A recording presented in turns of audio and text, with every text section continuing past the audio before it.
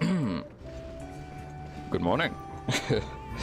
Alrighty, so woke up nice and early again, and yeah, we're gonna be doing some more grinding, not intense stuff, just like a lot of harvest tours, because I want to get my artillery novice skill to artillery god. Also, I never realized that in this game artillery also affects ballista and cannons, so I guess that split off into heavy artillery in world. But yeah, so the main thing that I gotta sort out is 5 artillery deckers. Where are they? Here. So I need 2 more Sunspire jewels. I need a lot of ice crystals. I need 10 of those. Barrel bomb L+. I've got the large bombs. I just need scatterfish. And for that, we have to do that little thing on that island with the cats. Whether I get those fish or not, we will see. I'm just trying to remember if my house NPC whatnot can do it for me. Let me just check here quick. No, I can only just do the Meowster Hunters. Okay, I'd rather just go to the actual island. No, that's Hearth. It's the Sun's Chico Sands, that's it. Alrighty. So we're going to Chico Sands, we're going to do a little bit of fishing, we're going to do a little bit of sending our cats out. Because depending on what we send the cats out to do, I can get some scrap to give my cats some better armor, but let's prioritize this first. Casting neck, blah blah blah, don't care about that. Alrighty, do I have a cat that focuses on the scatterfish? Yes. Scatterfish. I just have 2 pages for the scatterfish. Meowster Fishimian. I assume that's just generalized. And then Handsome Hall. Okay, let's do that.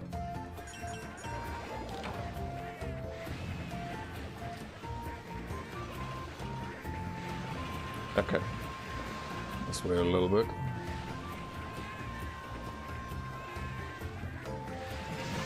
Got it. Well, obviously it's gonna be a frigging bless your first time round. We've got 2 more casts to do, and then hopefully I get the scatterfish.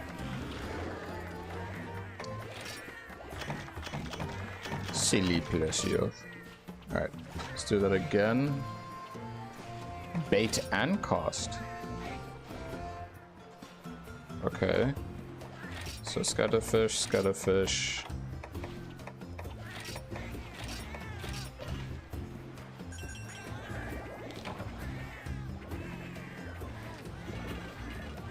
Alright, I want them all to reach like a central point like that. Cool. Now I only got 1 of them, I didn't get all 3.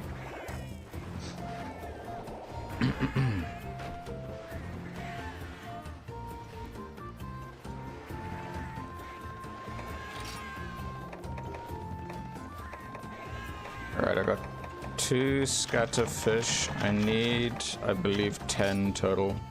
It's not like we're gonna get everything in one go. Spend caravan points to spread bait and improve rewards. Okay, well, I'm just gonna keep doing that. Alright. So we're just gonna do this like 3 times to try and get as much as possible.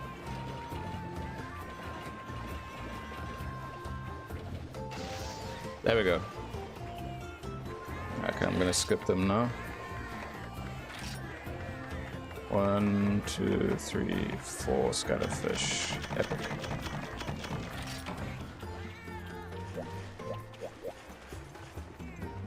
And we're gonna, while we do things, we'll just set these guys over here.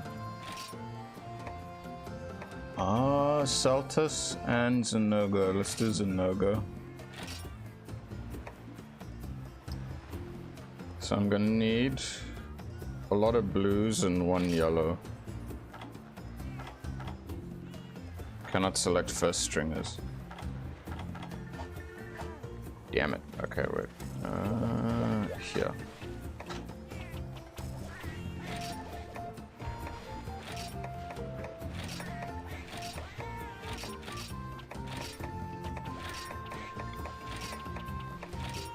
Just means that my main cat's not gonna get bonuses just yet. Alright, let's do this again.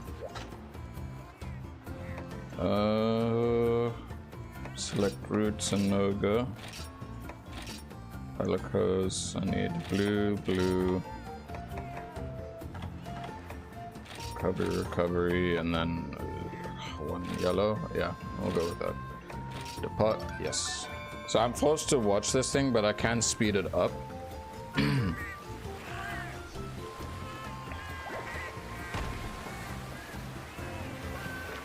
There's also the chance of the cats failing. I've also been I've been neglecting getting more cats because I was just focusing on how. Okay, it's weird. Anyway, so you won't be able to see the thing because it's on the bottom screen. So I apologize for that. Blue.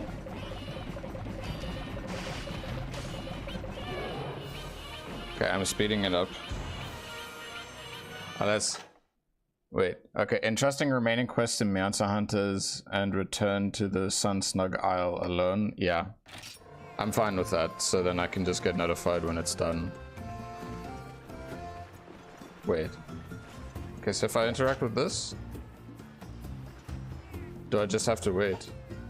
Okay, I have to wait.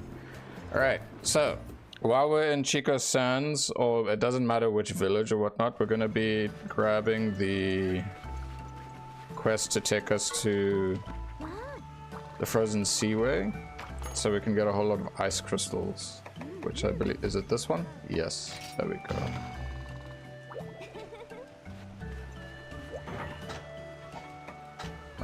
Hot drinks I have, yeah. Grab 2 just in case. I also want to make sure that I have, you know, there's the skill that helps with preventing your, or increasing the chance that you don't break your things. There it is. Woodsman, yeah. So we're just gonna have like some basic stuff right at the start, and then we're gonna go into the hardcore slappage of everything else.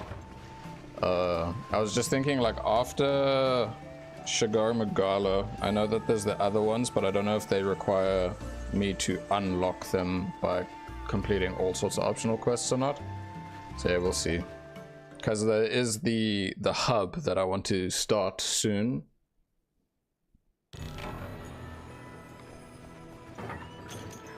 Oh, they give you free hot drinks. Okay. I thought they weren't going to. Alright, time for a whole lot of ice crystals incoming.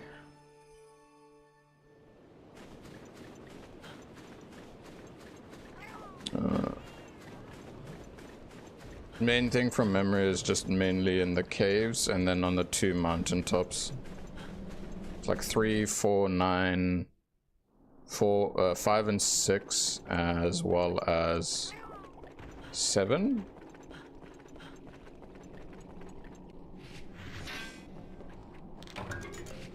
Yeah, that's the other thing I need, is the jewels.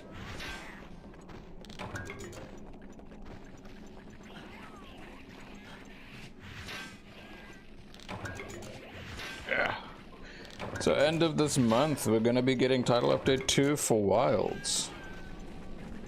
I've not looked into anything outside of what screenshot was shown on Steam.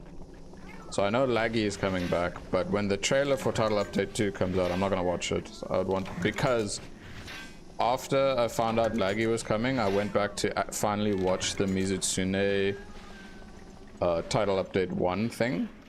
And I'm glad I never watched it when I went in and fought Mizutsune, because it spoiled the whole fight in the trailer. So I'm like, I'm glad Laggy is coming back, but I don't want to be spoiled of his fight, because then that's just gonna suck.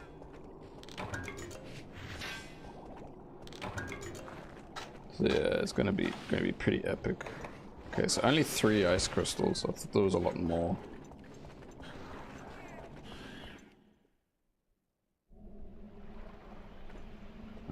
Where's the mining nodes? There, that's one.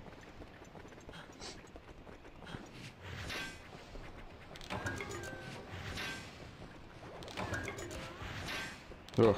Just thinking about the things to look forward to with the upcoming update. I know it's going to be multiple monsters because it stated the plural word for it in the notes that were released after the Capcom collab with Street Fighter 6, like talking about what's upcoming.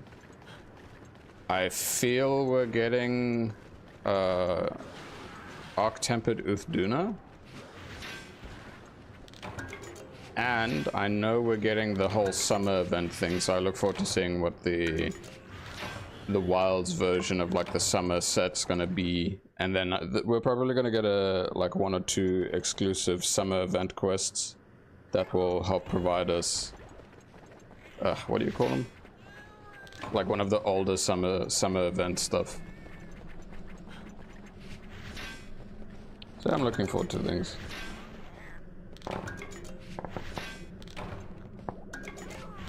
But yeah, I've been contemplating how I should go about the rest of the low rank village quests on my end. I should do the egg quests. One thing that came to mind is like, hey, I have like the best, I feel is the best Gunlance gear and Gunlance in low rank, so that I can easily like clear through all of it and then clear through hub very quickly before, well, hub low rank before going into hub high rank. So, you know, why not? It shouldn't be that much of an issue. Plus, I don't mind having like more of a chill grind stream or grind sesh every now and then. Okay, I think I mined the majority of things that I could. Maybe there's something in area 2. 5 ice crystals, 2 charms. The Sunspire jewels I definitely have more of, so we're fine on that. But yeah, I just realized it's actually going to be really handy having artillery god if I'm going to be doing any Dara and Moran fights. just to make things a lot easier if there's any form of like ballista or cannons in any of the other fights. It's going to be so nice. Alright, is there a mining node here? I'm not seeing it. Okay. I think that was just round 1 of the mining over here. The cats may have picked something up, who knows. Let's return. I don't think... Wait, no. I know last time when I did a harvest tour, it actually counted towards the progress of the multiplying items. Like like the one stage of it. Anyway, I'm halfway done on the ice crystals, which is really good. So, the key quests left that I'm getting in my mind is Rathalos, and then there's the advanced quest of like, oh, Tigrex with the outbreak and whatnot. But I'm like, is that actually a key quest? I'm not sure, but I know the Rathalos is one of them, and I was like, wait, well, did the Saltus, did all this, so I'm like, wait, so is this like other one just a side quest or nah?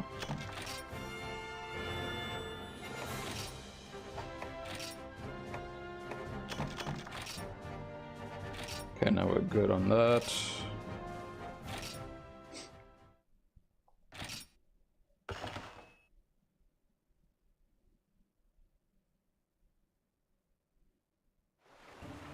Alright, let me just sort out my items and we'll go check on the cats quick.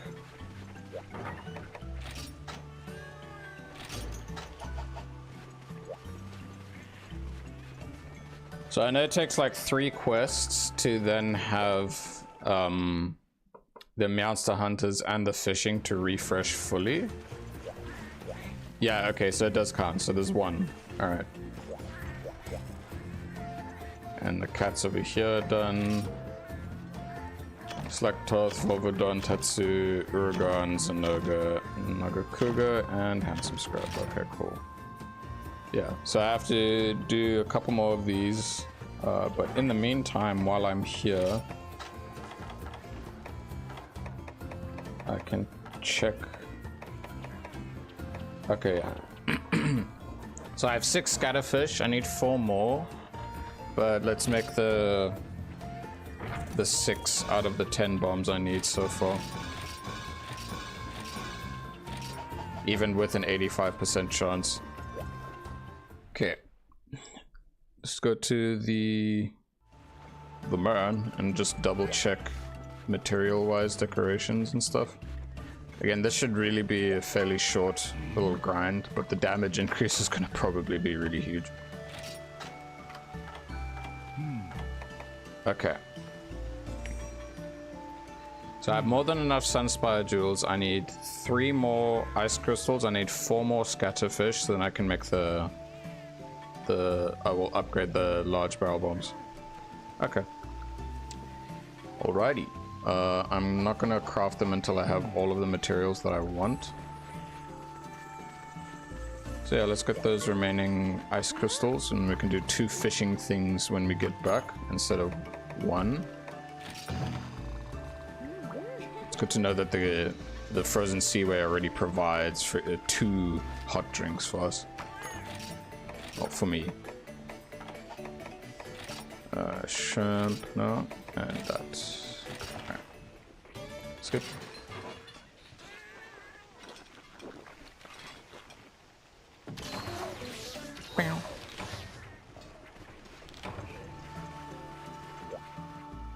One thing that I look for, like, because the last stream, I only just completed this armor and the weapon. So, knowing that I have Razor Sharp, it's gonna, Razor Sharp practically just doubles that tiny slither of green sharpness. It helps a lot. It helps a lot. It means shelling's gonna be so much nicer to handle, especially when I do a lot of the wyvern fires, the big booms.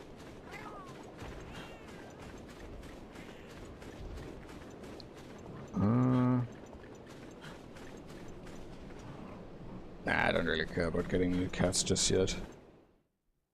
Alright, so 4 ice crystal. And then, no, 3 ice crystal and 4 scatterfish is what I'm missing. But hey, I'm also getting excess Sunspire jewels and Aquacloak jewels, plus Dragonite ore and Macrolite. Because for like the past couple of builds and whatnot, or materials and stuff that I needed, it all required something of that category. Sure. No ice crystals from any of those, just a lot of Dragonite ore. Okay.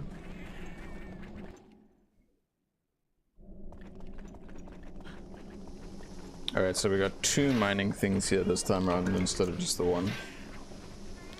Also, I nearly ran out of points last time, so getting some bloodstones is really good. Is that done? No, it is.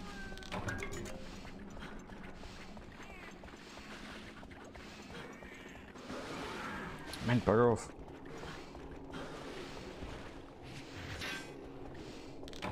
Macrolite. I am not getting any ice crystals so far. I take my words back. I am getting some ice crystals. I'm getting 2. I need 1 more.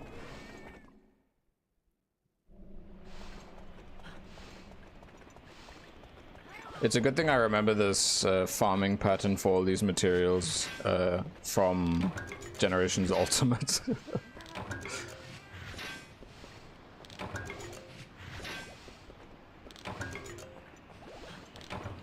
Yeah, I'd say I was exposed a lot more to some of the maps for Ultimate thanks to GU. But the one that I, like from last stream, especially and the stream before that, when it came to the Heavens Mount, yeah, no, that I still, you know, I still need to work on that in terms of remembering where all the monsters tend to usually go.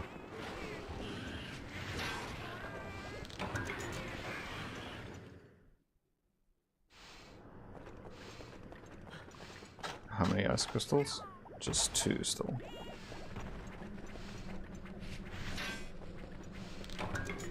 Acolyte. And there's a 3rd one. Okay, cool. Hopefully, once I get back and I do the 2 things of fishing, I get all the remaining scatterfish needed. And then we can dive straight into the key quest. Again, it's just only a little bit of grinding. All the boring stuff early on. Warm up. No, I don't think... Yeah, there weren't any more at the top.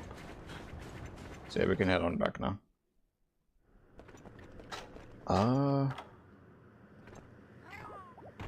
Yeah, we're good, we're good. Like, there is the benefit of getting the charms. Who knows, I might get something that will be quite helpful. Like, imagine if I get a +6 artillery charm. I think I have that on my main save. I could be wrong. Or I'm thinking about a different game. I might be thinking about... Well, I don't have that save anymore, but my first save on 3 ultimate, and I was using the Gunlance. I was lucky enough to get a +6 artillery charm, which is nice. Where am I going? I'm supposed to turn in the quest here.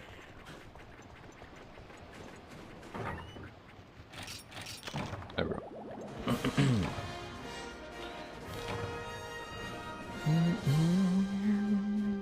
Dun, dun, dun, dun, dun.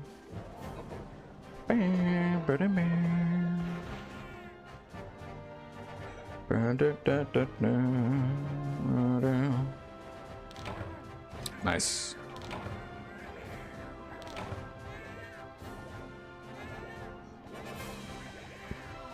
I still find it weird how I came about the knowledge while playing GU that artillery has a cap. Well, the charge blade has a cap to how much you can boost its damage through artillery, and like the general consensus was to have at least artillery novice and then eat for feline bombardier, because then that would be the best combo for charge blade, at least for ultimate and GU. But for Gunlance, nah, you can go all the way up. So artillery guard plus feline bombardier, just extreme explosions. Okay, so we should have more than enough of the materials from gathering. Now we gotta go do some fishing, and hopefully we'll get the remaining 4 scatterfish that we need. Like, I'm glad that some of the cats that I have actually have that bonus for scatterfish. It's these 2, yeah, the brown and red pal. Yeah, it's the fisherman and handsome hole.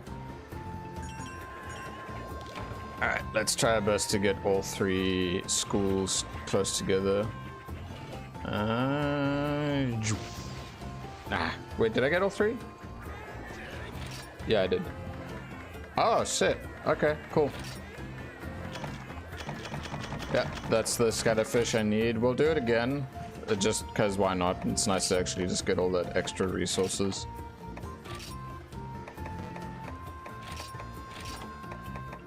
Handsome hole. There we go. What is it? Ooh. Okay, well, it doesn't matter. We're fine. There we go. Alright, that small bit of grinding is now done. We can actually now craft the remaining large bow bomb plus. 1, 2, 3, 4.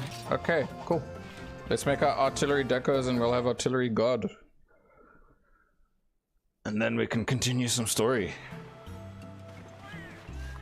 Wait, I don't want to make them here. I want to make them all the way. Wait, what's going on there? Rare. I don't care about that. To Cathar we go.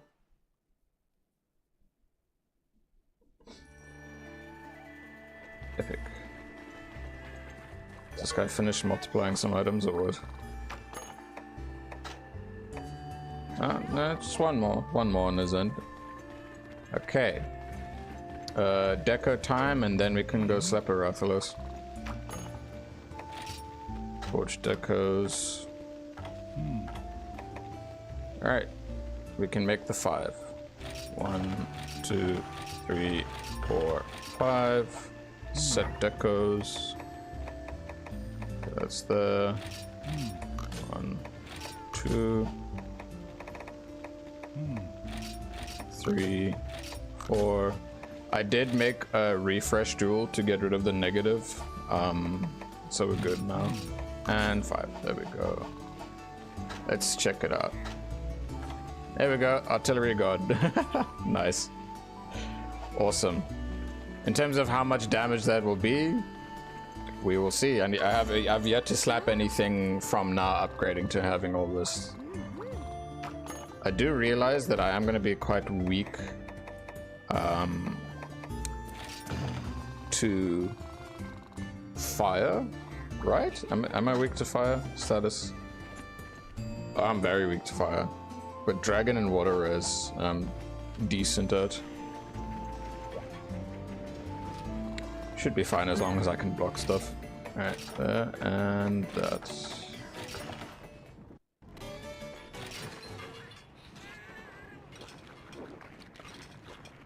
So artillery god plus feline bombardier.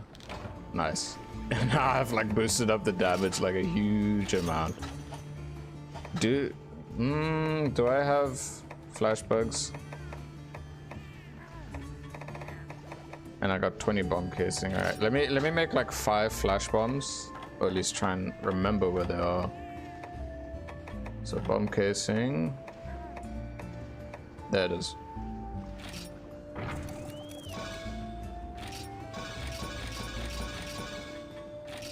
Okay, I'll make 7 and grab 5 of them.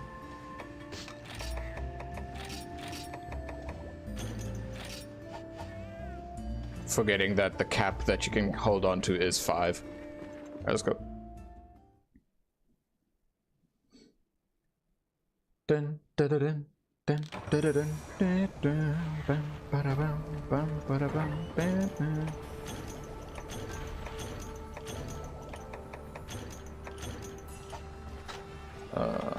This. I'll use the free flash bombs first. Okay, this one I think I remember where it would be. It should be in area 3, if not area 8. Okay, don't quote me. I don't fucking remember. I was just like run around and find out. Yeah, I'm guessing 8.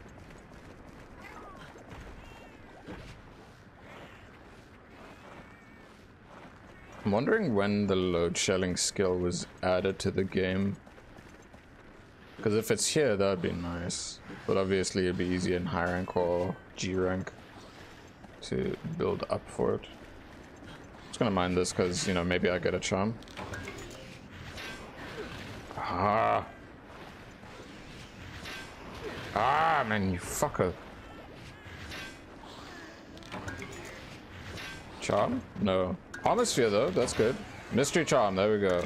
Yeah, that's the other thing I should do is bump up the armor of this set, because I don't see myself swapping it out anytime soon. Oh right, he frigging like messes up the platform in this one, where you have to grab onto it because it's sloping or some shit like that.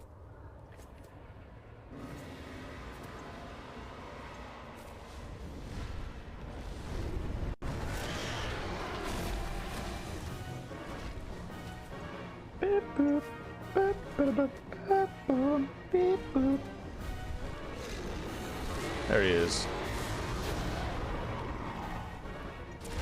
Yeah, there we go. I told you, the sloping. I remember that.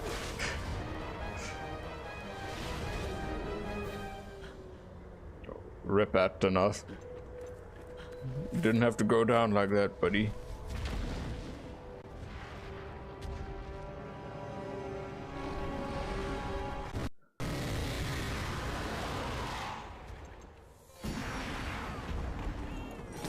Okay. Oh shit, I'm good.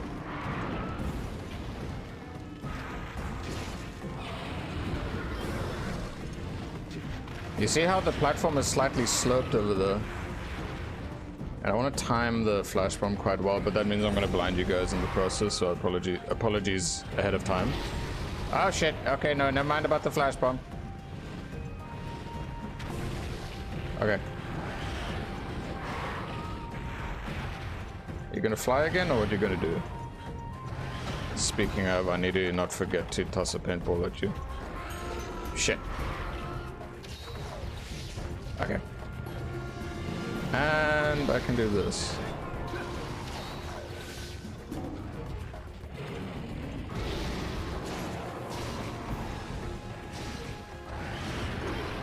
How, dude? How?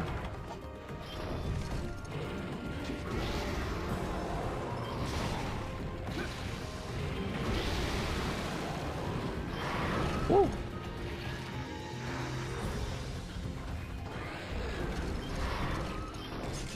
Okay.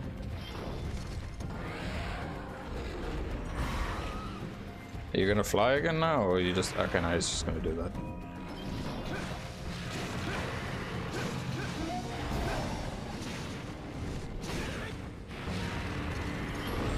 Fine, I got my reload. That's fine. Oh, wait. Shit. Shit. Now I'm gonna be stunned, right? No, I'm not. What? God, panic. There's all sorts of things going on at the same time. Hold up, I need to top up my HP and whatnot. That was completely unintentional. Man, bugger off from Mobros. Jesus.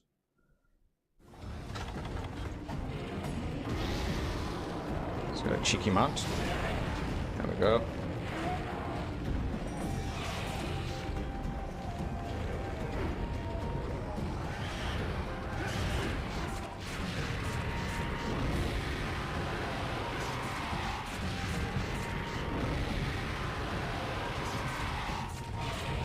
Come on. Ah, there we go, I got it.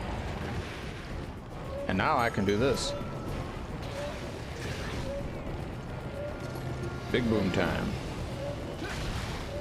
Head broken. Nice. Uh-oh. You gonna fly again, or what are you gonna do?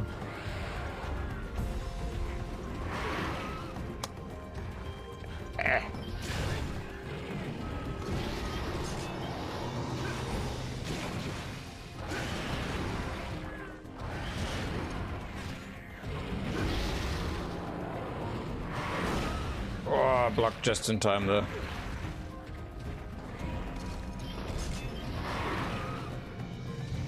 It's such a weird hitbox that does that. Come on. Perfect, thank you.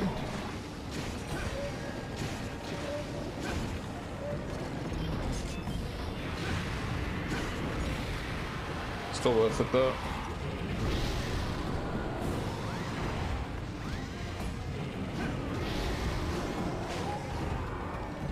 Thank you, cats. But was that his wing? Yeah, it was. Let's get the flash bombs ready again. Well, while the cats are occupied there, let me just top up a bit quick.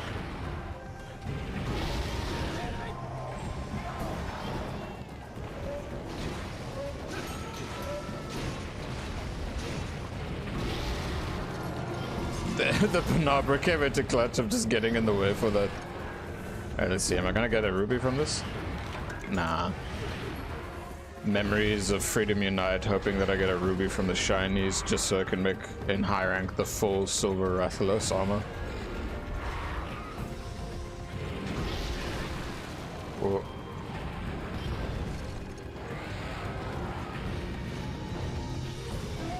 Perfect. It looked like he was on his way to get out. Ah, we're sliding.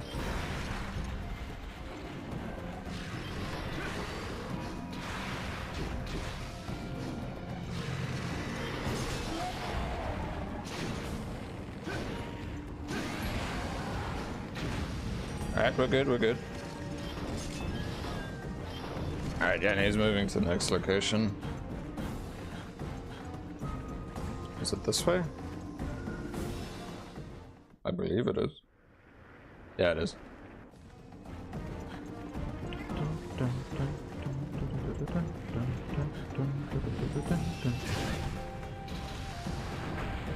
Don't know if that hit anything though.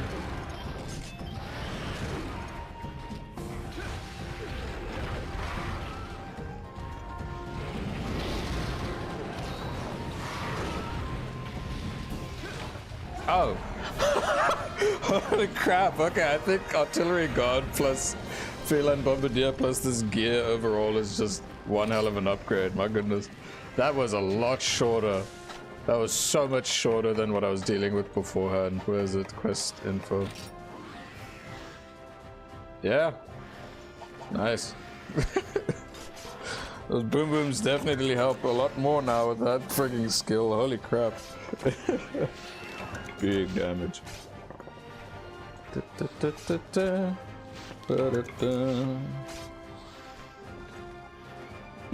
Alright, so that's another key quest done. The only other one that was mentioned by Guild Mom was the...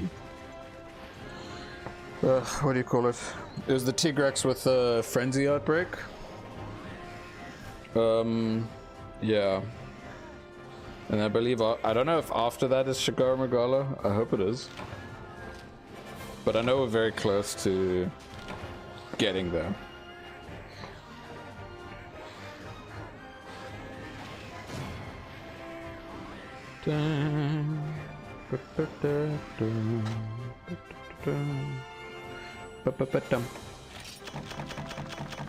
So the alternate Gunlance that I could have considered was the Rathalos one for long shelling, but I decided against it.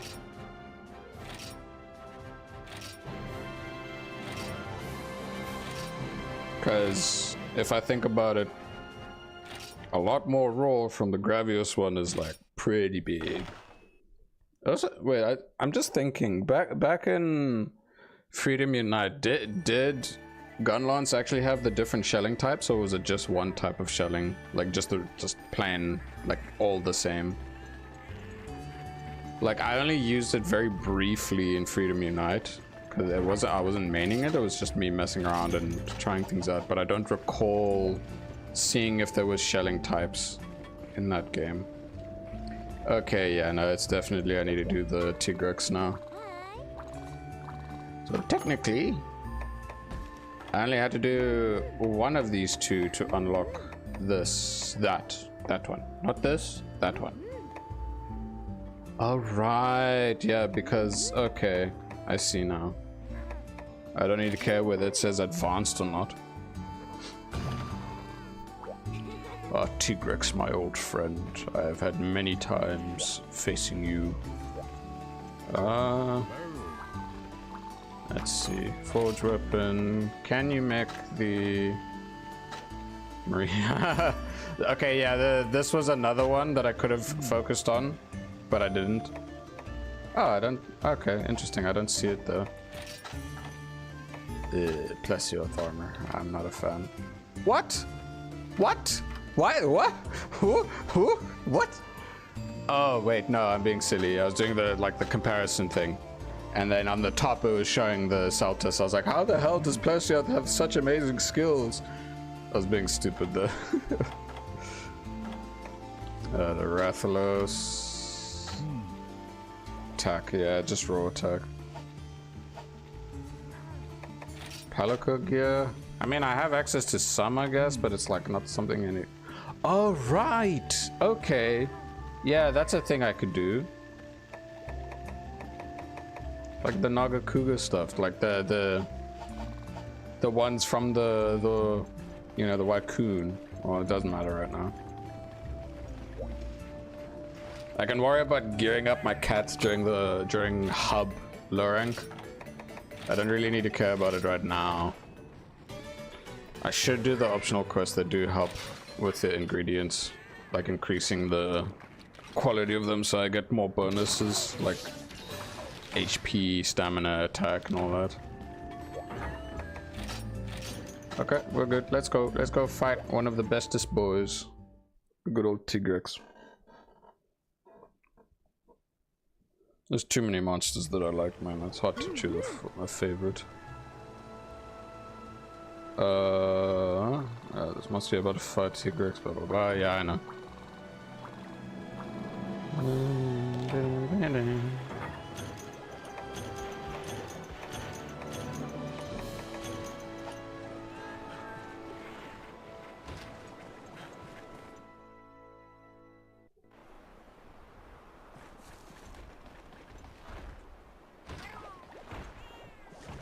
Okay. Maybe area 9? Maybe. Yeah, that Rathalos died very fast. Very, very fast. I mean, mind you, I'm using a weapon that gives 160 raw damage in low rank, which is insane. Because most of the others could go only up to like 130. The other thing is that I don't know how much Artillery Guard actually boosts up the shelling damage. It was like 15% to 30% to 45%. And then with Feline Bombardier it goes all the way up to like 60%. Or 50%, I don't know. There he is.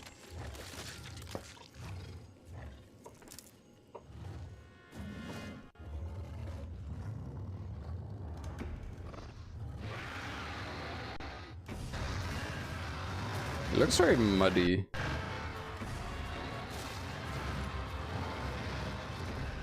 But I guess that's just how the original textures of the game were.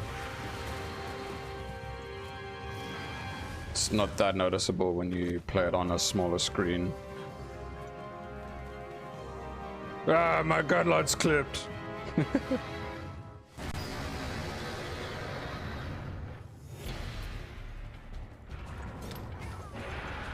Hello, precious big boy. I missed you. Whee! Whoa.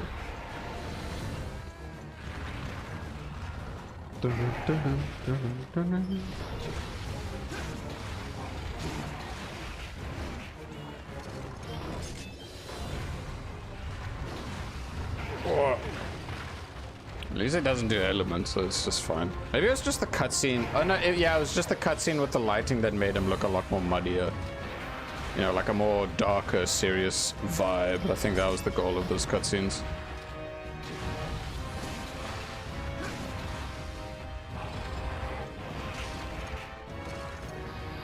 Stay still, come on. Perfect, thank you. Chomp. Come on. Thank you.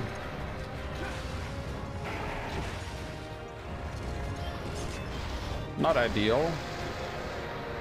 But I have a big bulky shield if that counts. Okay.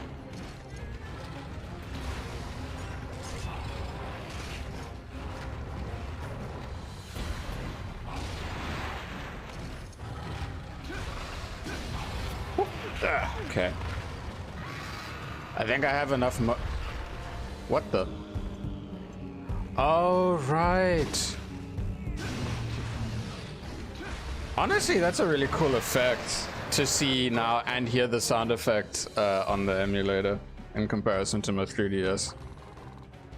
Mind you, yeah, I could have plugged in, you know, earphones or headphones into the 3DS, but I couldn't be bothered.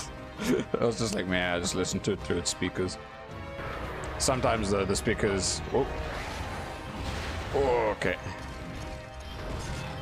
Doesn't he like attack a lot faster?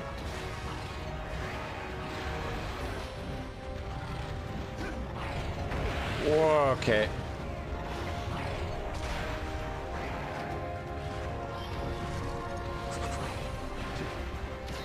Thank you, cat. I need to run away a little bit just so I can get some cheeky heals. Okay.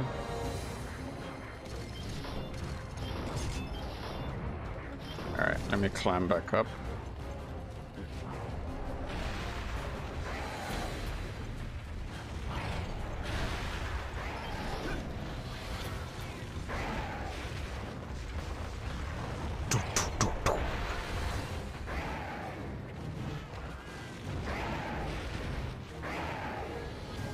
Oh shit, okay, okay.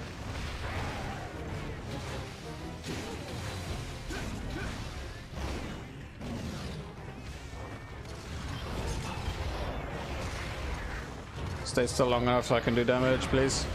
Thank you. Awesome. Okay, that's gonna be great so that I can get the... How much does that actually improve my crit? Okay, so it literally takes me out from -15 all the way to 0.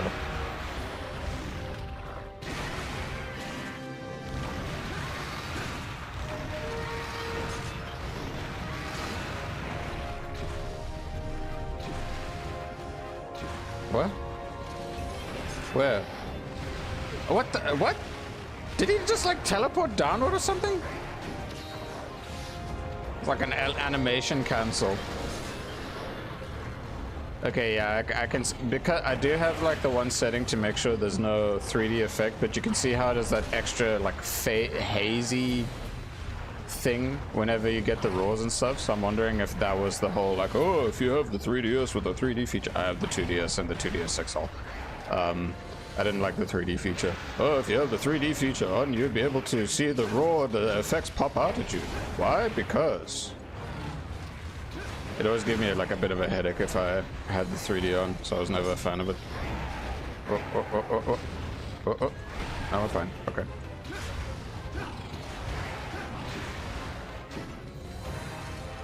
Nice.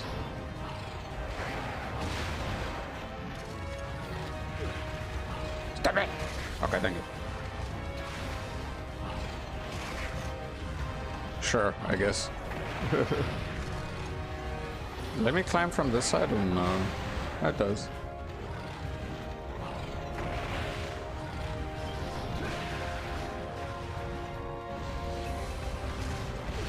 Okay, bye-bye stamina.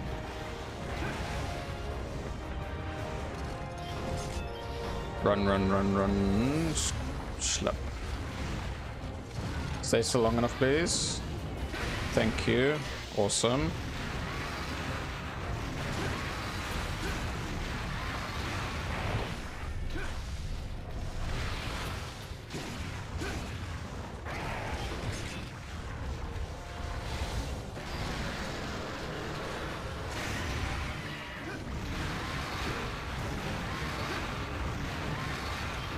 Edward, Gucci. Oh yeah, he does instantly freaking fop down there as if it's nothing. Oh, he's nearly dead already. Dude, look at this! Freaking artillery god on a freaking, the Gravios Gunlance in Lurak. It's so strong, what the hell? It's like, yeah, I mean, I guess he hits a bit harder, but I can just upgrade my armor so that, you know, I can tank it a bit better. But damn! Also, Razor Sharp helps a lot too, so that I can stay in green to less likely bounce. But who needs to care about bouncing when you can just do this? Yeah, more popping. But okay, so 15% affinity when curing yourself of thingy. Obviously, yeah, I know that, and depending on the game, it kind of nerfs it down a bit more. Wait, no, because in Wilds it's also 15%, and if you have the antivirus skill, you go all the way up to 25% crit chance. Woo! Right, I can get him out. If he's kind enough to let me. Nah, he's probably not.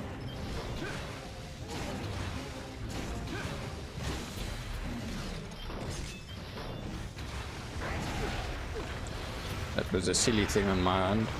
Oh. I have long shelling, so I can do this at a good distance. Yeah, there we go. Dude, this damage is insane in comparison to last time. I think, like, it kept taking me... Yeah, let me just check quest info. Yeah, it feels faster. Feels faster. Not, like, insanely, but it feels good. My efforts have been rewarded for grinding up this armor set and this gun lance. It feels good. Hells yeah, feels good. Oh, that's a lot of damage.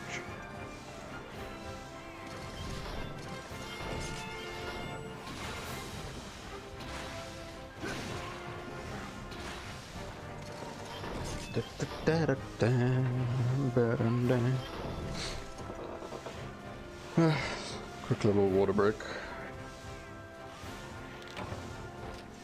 Very good.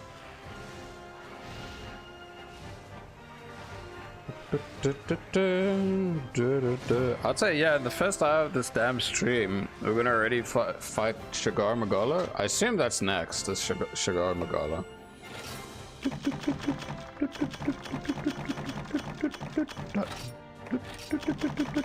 Done. Health plus 7.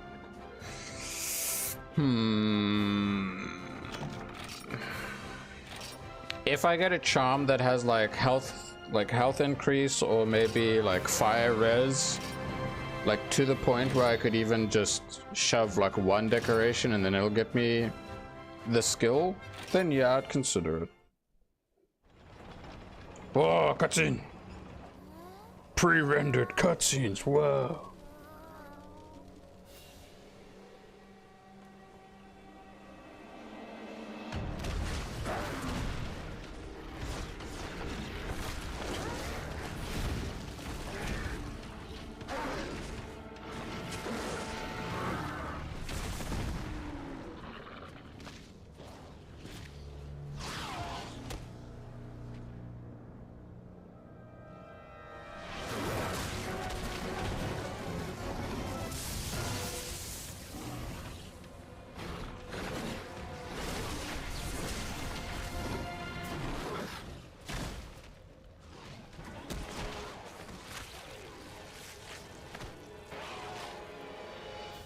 I'd say that's one of the best cutscenes to portray how brutal Frenzy Virus is. Like, in Wilds, they did a good job with what they showed briefly, but you know, they really need to not just have it be there as a gimmick. They need to expand upon it a bit more so it's not just a simple side thing. Like, oh hey, look, haha, Frenzy, haha. It's more than that. Ak, ik, r, etc. Calamity! Okay. That's Julius. Okay. Gomagala, blah blah blah. Yep. Are we doing Shigar Magala now, or is it something else? Yeah. The Shigar Magala.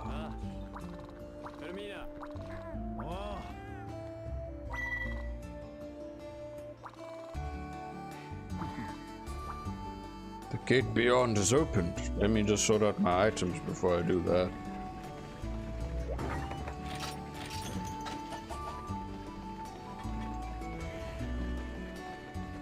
So I find it funny how Mr. Smiley Pants over here is not here. Ooh, for those who don't know. For those who do know, you'll see.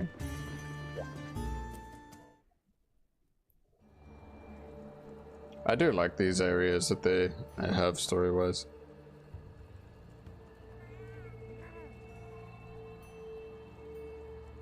Yep, there he is. It's like, oh yes, I am the Grand Guru. I deceived you.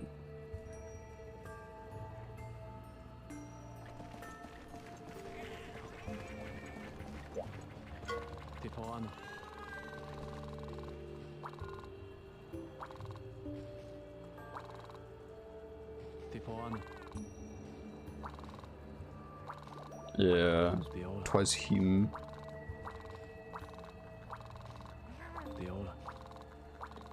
Yeah, I think... Yeah, we got like all this little picture thing of all the frenzies and stuff. I remember... What's it called? Back when I was playing Stories... Monster Hunter Stories 1, the remake of it. And then I remember coming across a video where someone was talking about how... I think it was Peak Ginge. He spoke about how in like the Monster Hunter Iceberg, the Black Blight and the Frenzy are basically the same things. And honestly, a lot of it makes sense. Stories 1 is a great game. Absolutely love it. You should play it. Trust me, if you haven't already. Okay, all the NPCs want to talk to me about stuff right now. Alright, yeah, it's Shagar Magala time. Hell's yeah. So the question is, do I dive into Hub Lorank after defeating Shagar Magala, or does the boring grind stuff come in now of clearing the rest of the quests in Village Lorank to unlock things? Or should I do the boring grind off stream? I don't know. I've not really done things off stream depending on games in a very long time, and it's like it feels weird to do them again.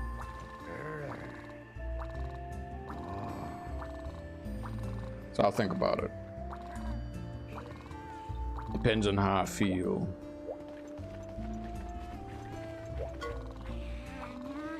Mama, old lady.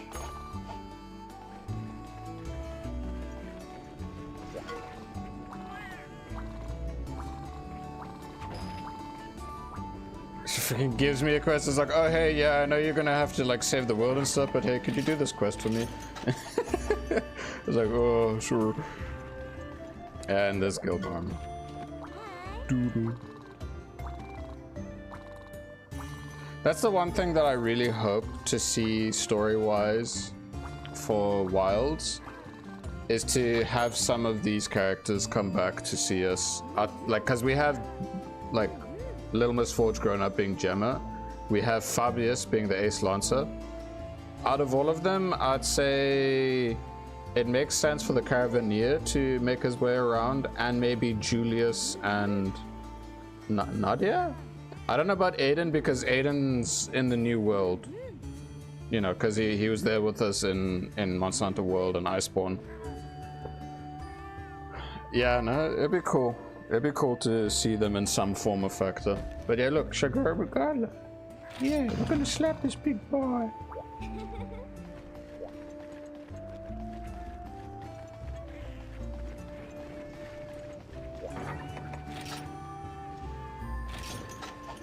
Yeah. Did I eat anything yet? No, I did not. Okay.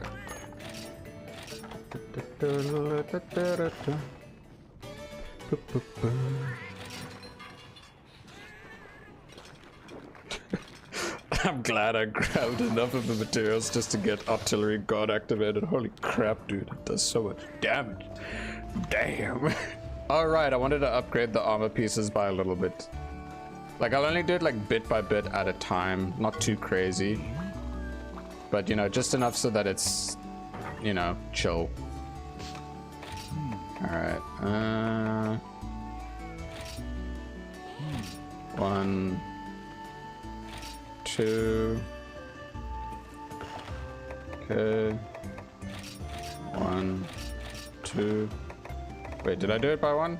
No, I did it by 2. Did it by 2. Did it by 2. 1, 2. 2. Shit, wrong buttons. Okay, how many of the Armosphere Plus to have?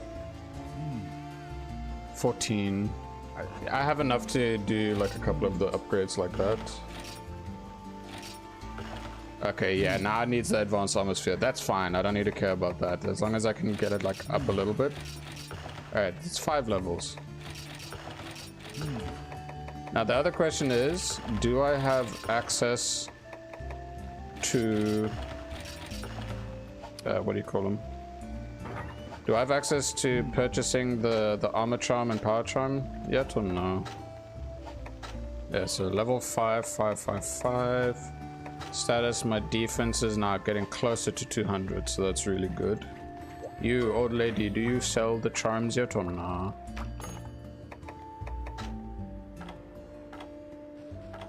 Charms.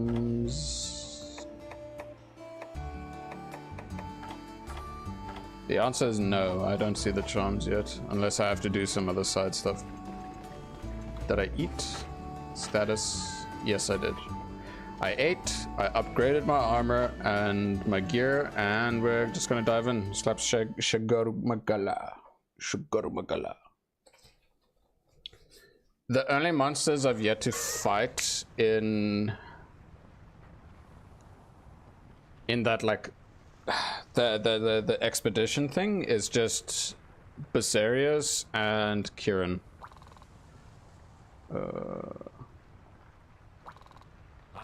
Come back safe. Don't die and come back safe. I love the man, he's such a badass.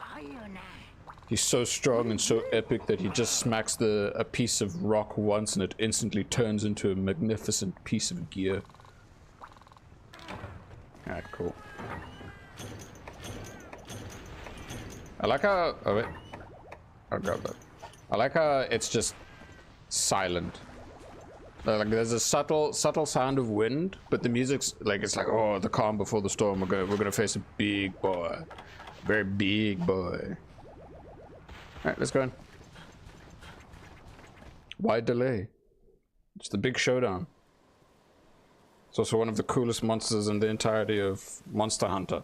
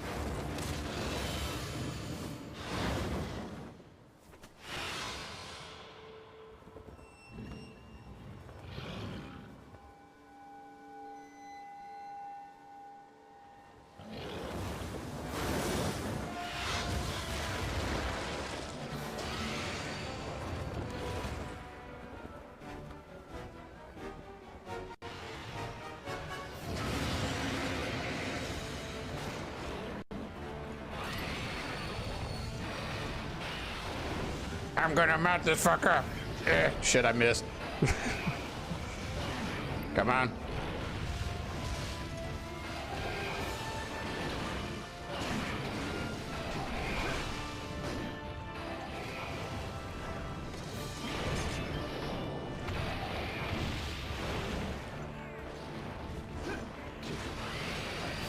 Okay, okay, not good.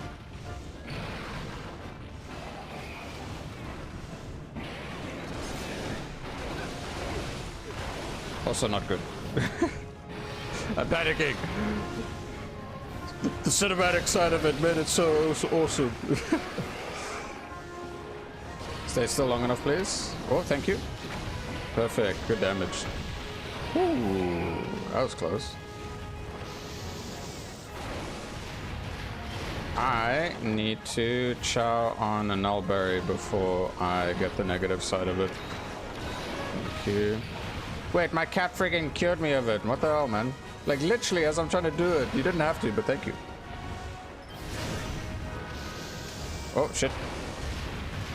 Okay, we're fine.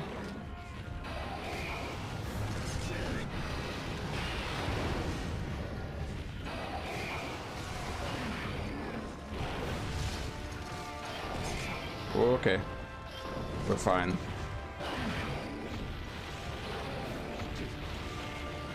Just want to get a mount, man. Like, if not, it's fine. I'll just do this. Whew. Damn it, man.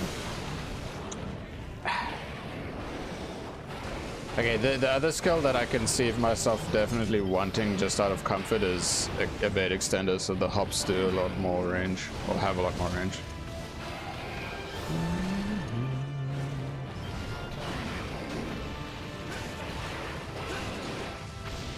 Angry time.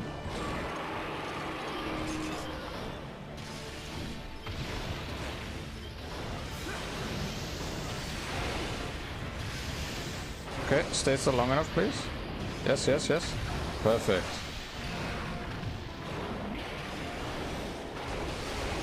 Block. Reload. Block.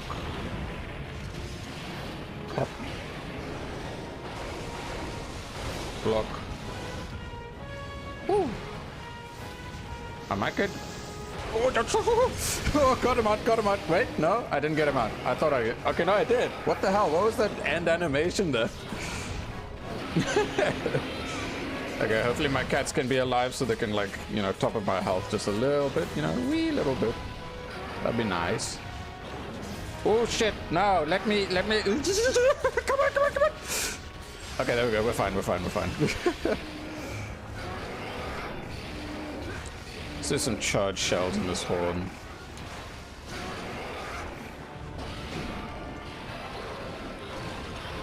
Will you allow me the window to... Yes, he will. Okay, cool.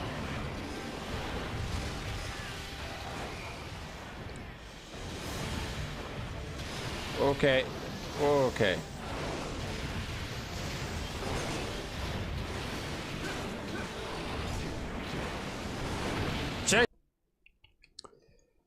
Fuck you. Huh?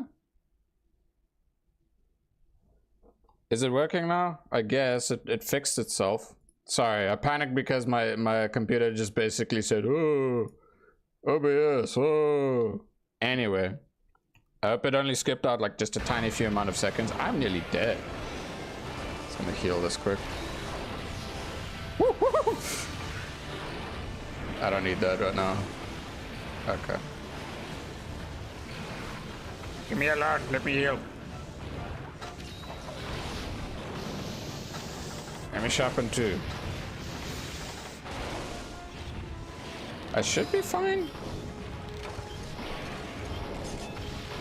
I'm looking at the frenzy meter. I just need to keep slapping him and things should be alright. Oh, yeah.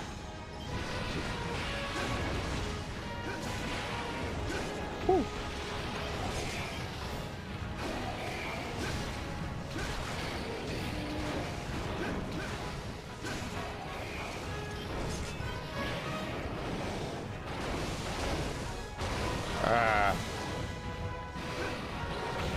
Okay, no, I need the nullberry right now. Woohoo! Okay. As soon as I heard my cat blow the horn, I was like, are you gonna buff me? Are you gonna nerf me? What are you gonna do? Are you gonna heal or this or what? Okay, there we go. I got the buff now. Woo! Thank you. Stay still long enough, please. I don't even know if that hit it.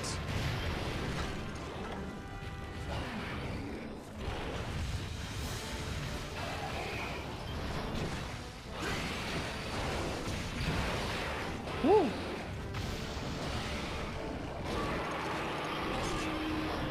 Oh.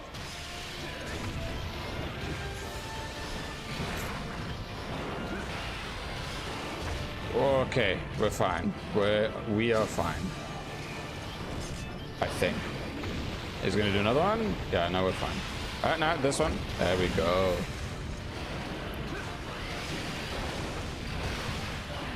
I have no stamina. Each man, let me move. Whew. No, I'm dead. I couldn't do anything there. I was backed in the corner for way too long. That's fine. That's okay.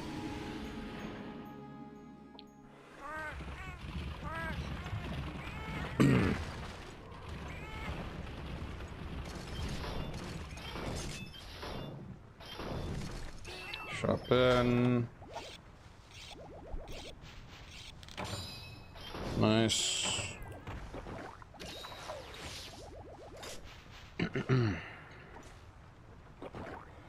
Max stamina for the guarding. Yeah, that's about it. Let's go back in.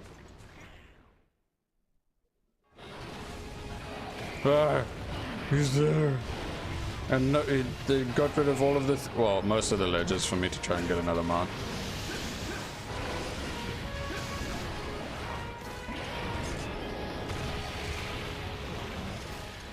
Stay still long enough, please. Thank you. Perfect. 2, 3.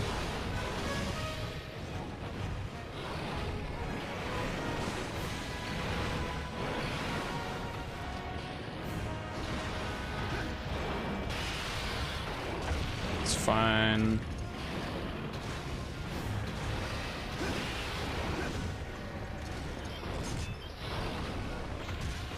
Can I break both horns, or is it just the one that I can break?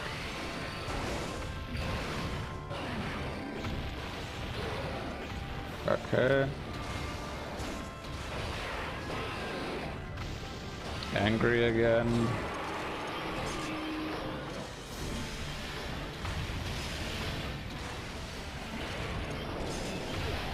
Oh, I thought I was just out of range of that. Cool. Again! Artillery guard plus feline bombardier on this gunlance in low rank, and this is village too, so it doesn't take long, man. Yeah, I mean I did die, but you know, even still.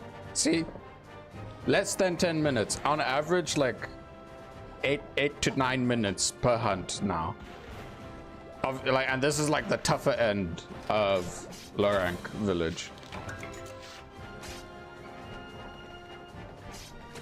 Like, I'd say the obvious pacing in between is all about like the different animations and stuff you have to deal with and handle, and the controls. But even then, I like this gunlance and this build right now. It does a lot of damage.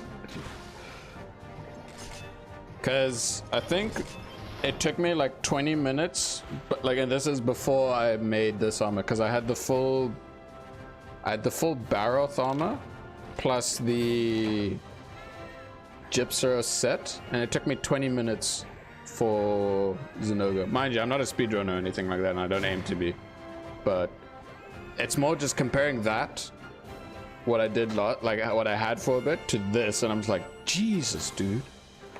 Frigging, like, just having those upgrades shaved down so much of the hunt, just because of the damage I do. I'm like, hells yeah, hells yeah. I'm gonna sell those, I don't want them. It's not a gun launch, therefore it is useless to me. But hey, we killed Shagar Magala, we killed Shaggy. Woo. New materials can now be traded to the Viporium. For what though? For what?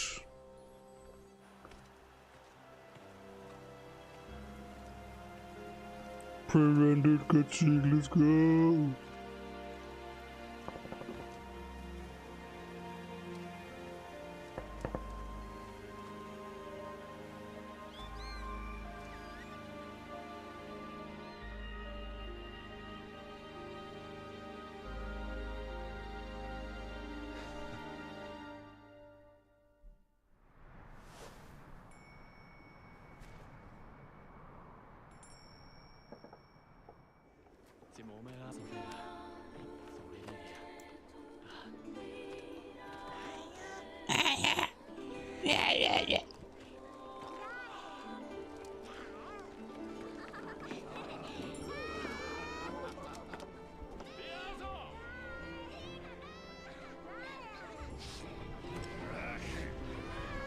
Hey, isn't this the man's home?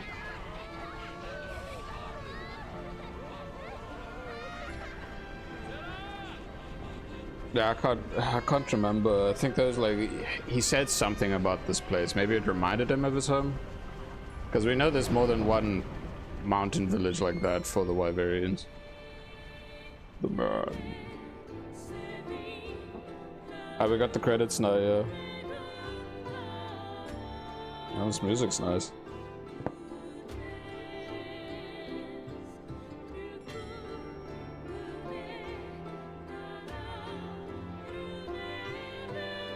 It's Gemma!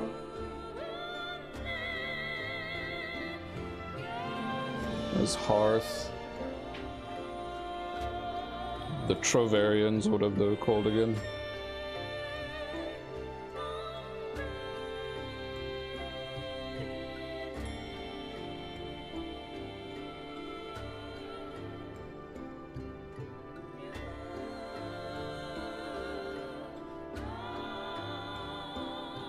Ah, wholesome.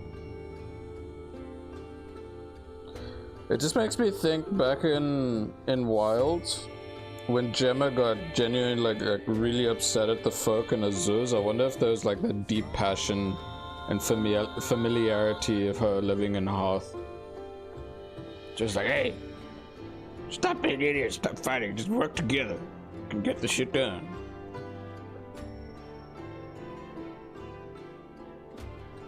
Chico Sands.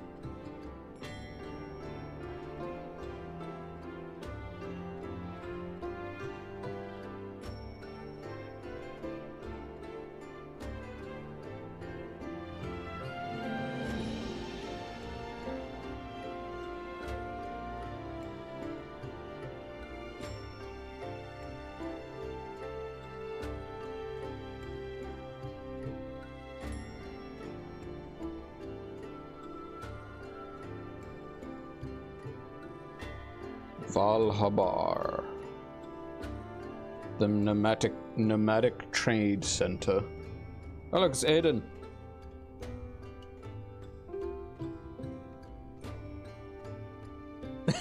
Jesus, the aggressiveness of people at market sometimes. It's like, give me. Nice.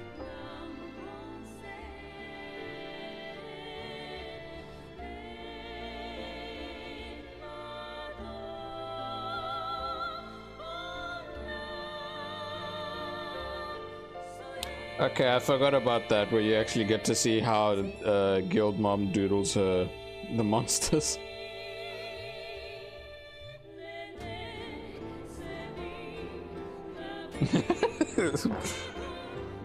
Poor Guild Master.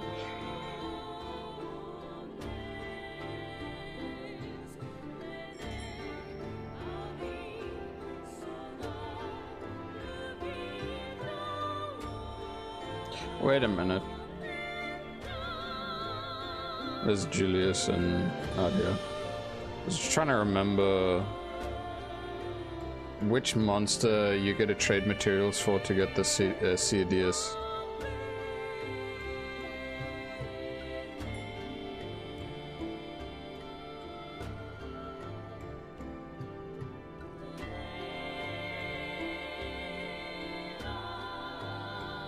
So I assume, is it Shigara that gives it or no?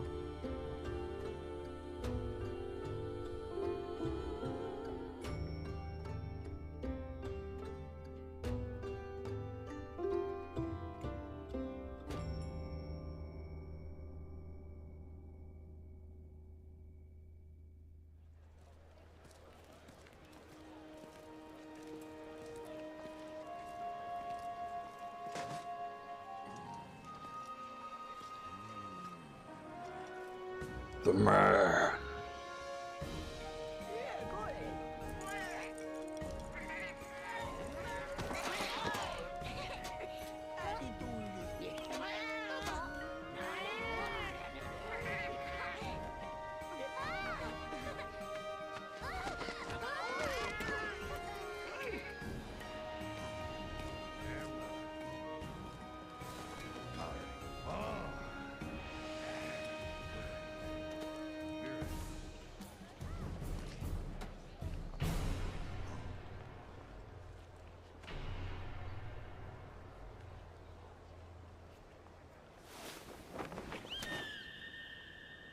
That was the same gong that's usually used to warn the people, like, hey, the big sand whale's back.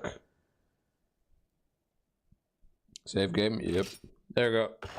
Credit cutscene done.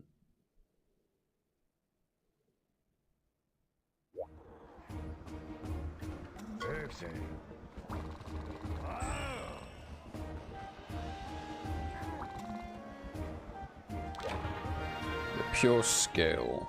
Nice. He just gives me one. Have you heard of the town Dondoma? It's a rugged mountain town, rich of Mother Nature's blessing, blah blah blah. Right, so he's basically talking about the what do you call it? The hub high rank story. And that we are not going to do until after I do No, sorry, village high rank story. After I do the hub high rank, then I do village high rank, and then we do G rank. That's the order. It's in the description. It's been in the description since I started this. Oh, this lady wants to talk.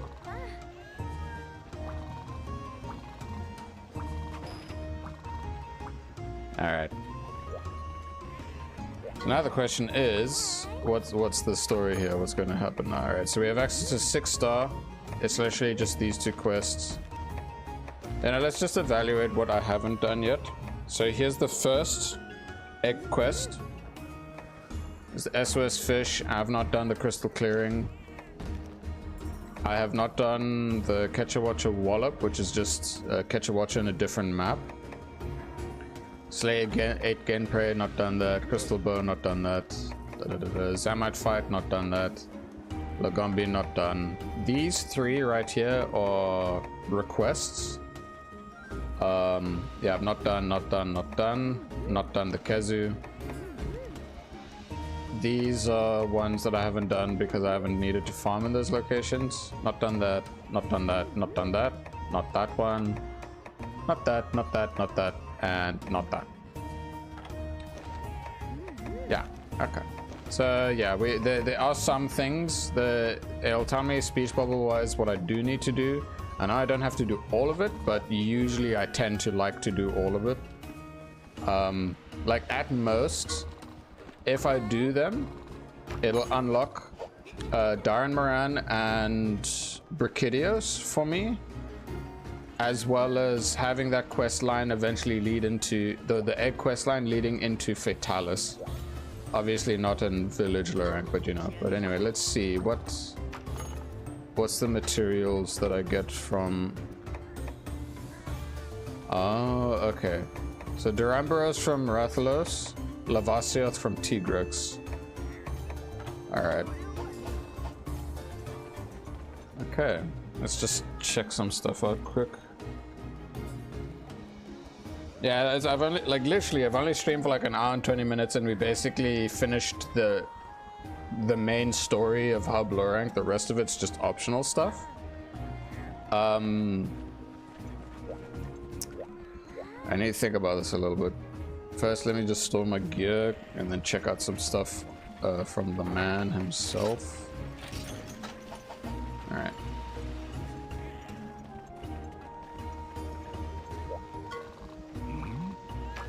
Okay. Can I craft there? Okay, there's this Gunlance. Ooh. Ooh, okay. Okay. 345. 345. How much is that? So 345 divided by 2.3 is 150 raw. Ooh, okay. Tigrex, ooh, precious Tigrex, wow. So it's white shelling. It's only shot level 1. Okay. But hey, it's got a tiny bit of blue sharpness, dude. That's quite something. And then there's this, which obviously if I want to see the Shigar Magala Gunlance, I'd have to do that. Where is it? No. Oh. Interesting. Duramboros, I've always liked the gear. I guess I didn't get the materials needed to see the helmet, but here's the chest piece for it. Gloves off. What is gloves off? What is the skill? Oh. Okay. I'm not interested in latent power. Alright, let's see, world map. Yeah, okay, cool. You know what, let's just evaluate things quickly. So I see what I gotta do speech quest or speech bubble wise in the single player stuff. But now we can finally check out this place a bit more. Yada yada yada, Gong Lady, yes. I don't need to speak to you again after this, because I'm doing this all solo. If I do multiplayer, it'll be on my main save on my 3DS. Talk to this lady here. It's interesting, as soon as you go close to a store, you just get like a different music. Oh, right. Do I have... I don't have access to thingy. Wait a minute, this store is separate. Wait, is there the power charm and armor charm now? Because I beat the base game story?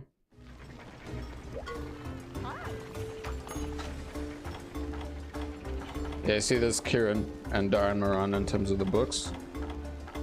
Yeah, there we go. There we go. I knew that I'd get him. Nice. Now we get a little damage buff and an armor or defense buff. Yep. I am broke. I need more. Okay.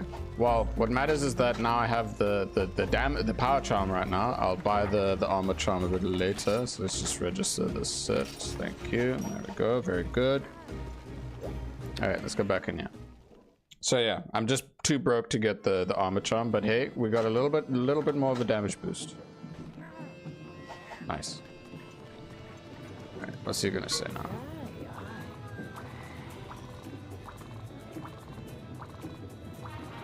There we go.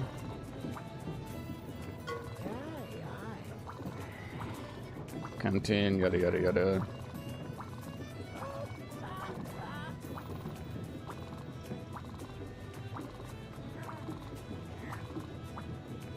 Okay, so this is the Arena Bambina. Probably not gonna really have to care about the stuff there unless there's a particular decoration that's important, because I know in Generations Ultimate, if you wanted crit boost, you'd have to do the arenas, one of the arenas. Okay, I don't want to care about the arena quests. But now I can actually look at the event quests. Will I do some of them? Probably not. Unless one of the things that's from them is actually really good. Mind you, this is like, it was a bit weird, but I was able to get the what's it called? The downloadable DLC from my 3DS onto the computer, along with the save and the patch 1.1 update, aside from the game. Alright, yeah, so there's event quests. So the Uniqlo, the Poogie King, Fan Club, Sandblasted, Rollin', USJ High Fire Act. I don't know what that gives. Guild quests, I know I have to actually save and create based off of like the stuff in the Everwoods. So I'm not gonna care about that. I know it's like I'm aware that it's a system that every time you do it, it levels up. But anyway. So, we have 2 pages worth of quests. Are we going to do all of them? No, we're going to be focusing on the key quests in the hub. That's a lot of Gargoyle eggs to deliver. So it's a lot of basic quests, small monsters, other things here. This is where... Ah, shit, I didn't mean to. Sorry, wrong button. Let me cancel that. Alright. So, while we are here, I'm just gonna quickly find out what exactly are the key quests for Hub Star 1. Let's see. This MH4U low rank hub key quests. Okay.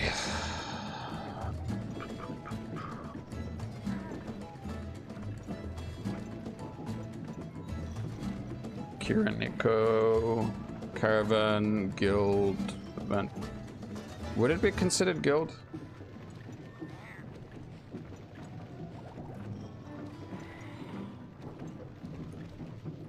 Yeah, I'd assume it's Guild. Yeah, that's definitely Guild. Alright, first key quest is Bug Burger. Then it's catch order. Okay, we're slapping the Bug Boy.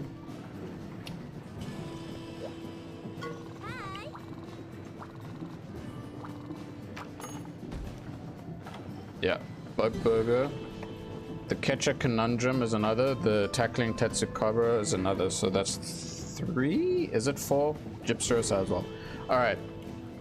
So it's this one right here, the Bug Burger, Ketcha Conundrum, Tackling a Tetsu, and Gypsros Project.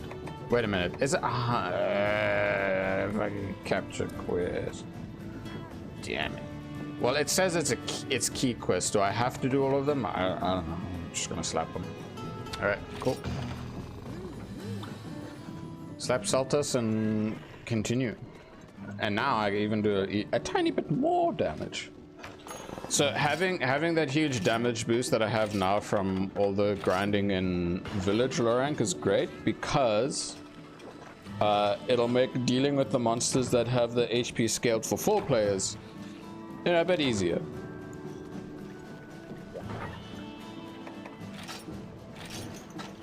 Okay, let's go.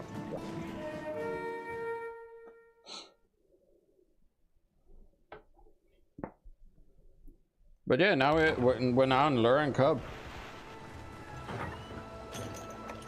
Like the thing is, my main save is already like in the final step of low rank hub. I've not progressed further yet, but I'm at the last step. So like the last thing I fought on my 3DS was low rank hub, the urgent quest of Gomagala, and on my main save I try and complete all quests, all of them. So it took a bit. I had a break and whatnot from that stuff, but you know, I got there.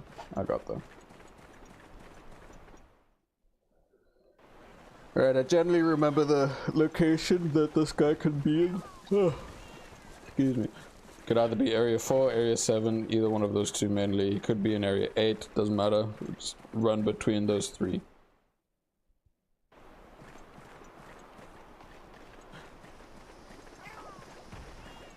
So I think the only thing at this point in terms of upgrades for me personally on like at this current like progression range would be...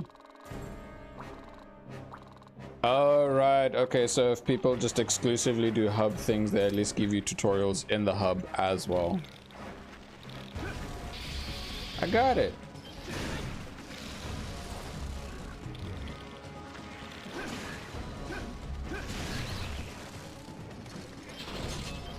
I don't know how much HP, well, how much of an HP increase it is.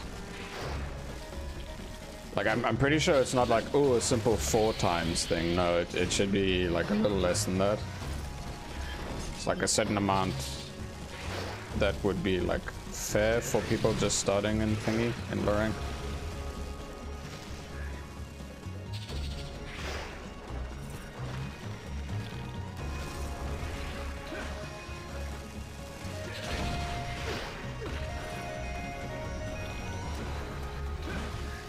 I am pressing the wrong buttons.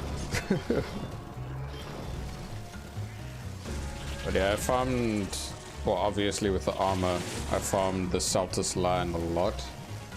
Well, at least the wrists is only requires, no, not the wrist, the waist is the only part that like really wants you to get stuff from this little guy. Sup, quest? Woo!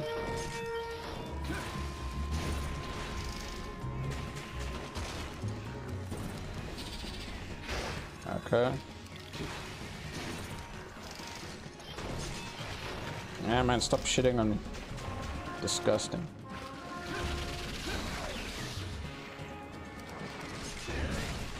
Okay, this is a weird way to get a mount, but okay.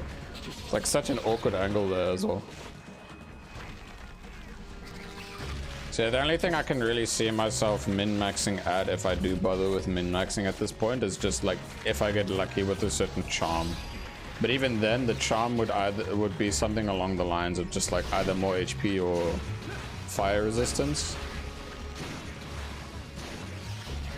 And then I guess stuff for my cats, so that my cats could also like pitch in a little bit more damage. It doesn't matter much. See, it's easy. In terms of the pacing of it, you can't really compare it that much to thingy. Alright, 3.5 minutes, 3.5 minutes. Oh.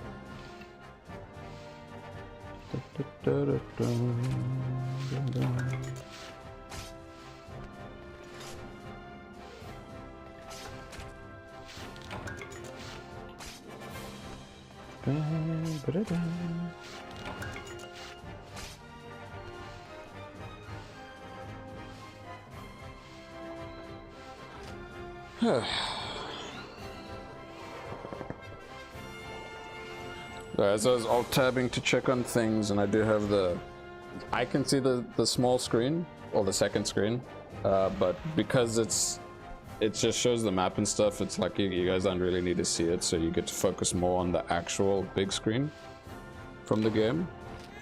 I was just looking how it has that little miniature D-pad on it, and I was like, oh right, so like before the one thing came out, before the new 3DS XLs and all that, they gave that as a way to help turn your camera and stuff.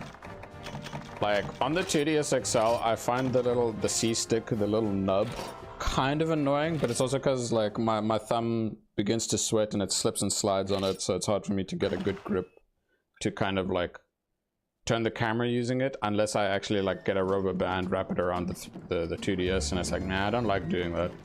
So nowadays I just exclusively use the touchpad on that like D-pad touchpad thing, just to turn the camera. At least that's nice. But for those who grabbed the what do you call it again? For those who grabbed the OG 3DS, that was like that special one. It's like, oh yeah, get this with the pre-built attachment so you can play 3 Ultimate, because then you get like this extra actual thumbstick. That's cool. But then I also found out that you needed a battery for that as well. Was that actually the case? I don't know. Like, I guess because it's the XL, it's a lot, like size-wise, it's a lot easier to, you know, just play with it as is and not worry about that type of control scheme too much. Yeah, it's not that big of a hassle.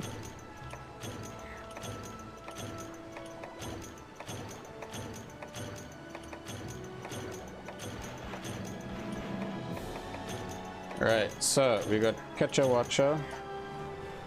And then after oh, I see wait, because I see it, can I just wave at it? Yeah, I can. Okay. And it's a little twinkle bit. It's one thing I've always enjoyed about the older games, is that whenever you see the blimp, you just wave at it. It's like, I don't know what the fuck the monster is right now. Show me.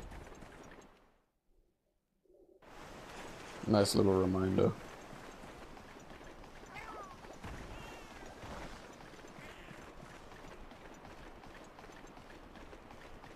I will admit, oh,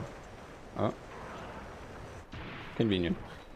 It's been really nice streaming for Ultimate, because when it came to streaming a lot of GU, I was playing it like a regular, how I play games regularly, and try and do like so many of the quests, like all of them, but there's a lot of quests in GU. So that was very tiring. And I guess my mental approach to things at the time was kind of like, ooh, a bit much. But now I'm actually like, how I'm going about things for Ultimate's been a lot nicer in that aspect. For Wilds, the only time I do anything at the moment is if like an update or something worth sharing about is coming out. It's like Title Update 2, when that's out, I'll go streaming it. That's one guarantee.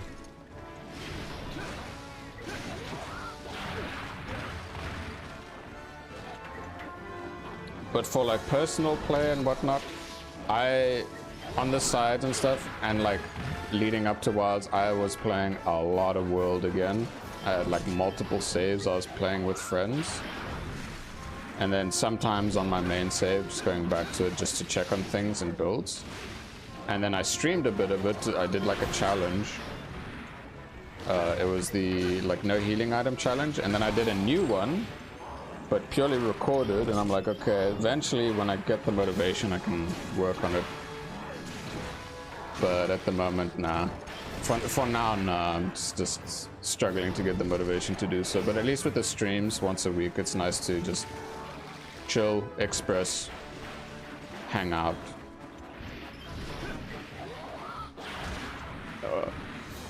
Will this hit it?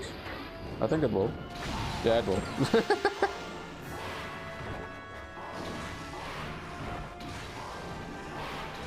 So it's the one thing I'm appreciating about long shelling is just the range of it. It's really nice. Really, really nice. Okay, ready. Ah man, bugger off.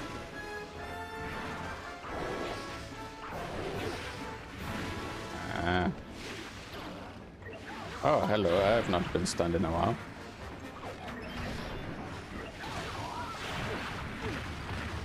I'm getting distracted by things. I need to fuck this up a little bit more. Anyway. So I do have an itch to play Rise again. Rise and Sunbreak again. But I also have the itch to play Freedom Unite again. 3 Ultimate, its time will come again for me to want to dive back in, but you know, I'm just hopping between the things, especially while waiting for the new things in Wilds to come up. Like at the moment, the only thing I really do in Wilds in my spare time is just whenever there's the weekly reset for the limited bounties, I like to do those just so I can get like the tickets as well as the armor spheres. Because why not? It's either that or I play with my one, like on the weekend for a couple of hours. Usually I play with my one friend because he's like still catching up and playing the game. But he only plays when I play it with him. What else? The other times is like, because every 2 weeks they add a new event. So like not only that, the arena weekly bounties also reset for that. Like I don't do it all in one day, but if I can, I will usually. But yeah, I just take my time with it. I don't want to dive in too crazily every single time. That's nice. But I'm really looking forward to Title Update 2. That's gonna be really fun. So like the stream, you can at least expect me fighting the new big boys at least once, just to like show and stuff, and then maybe like mess around on using Akuma just because I can. But yeah, no, the stream's not gonna be like, oh, I'm gonna like make a build in front of you and stuff like that. Nah. That stream will probably be like a lot shorter than the usual for Ultimate streams.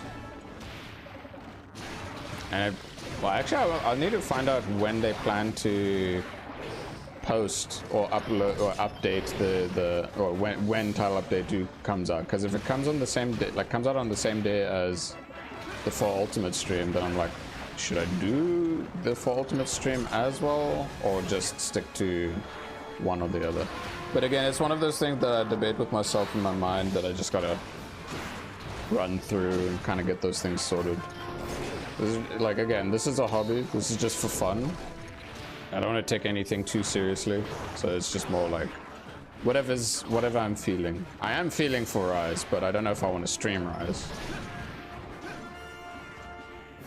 Because sometimes, you know, sometimes when I'm wanting to stream something, I'm just like, oh, maybe I have to do a challenge and stuff like that. It's like, nah, just chill out, do your own thing. So like having the streams like once a week is a great way to just have people come around, watch, chill, maybe chat, and just hear my rambles about things.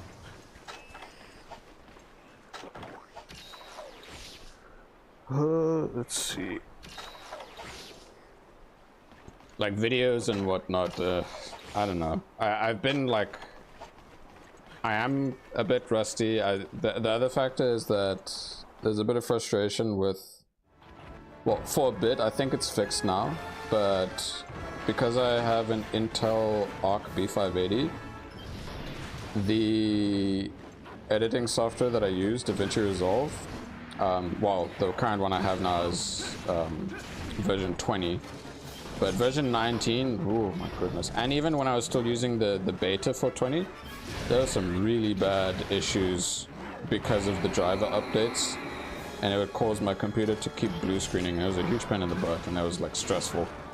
And I was like, I don't need my like my new beast of a PC to get wrecked because of some simple thing. Because I was real like I pre-ordered Wilds long ago, but I could never play it until I got an upgrade, and I only got my upgrade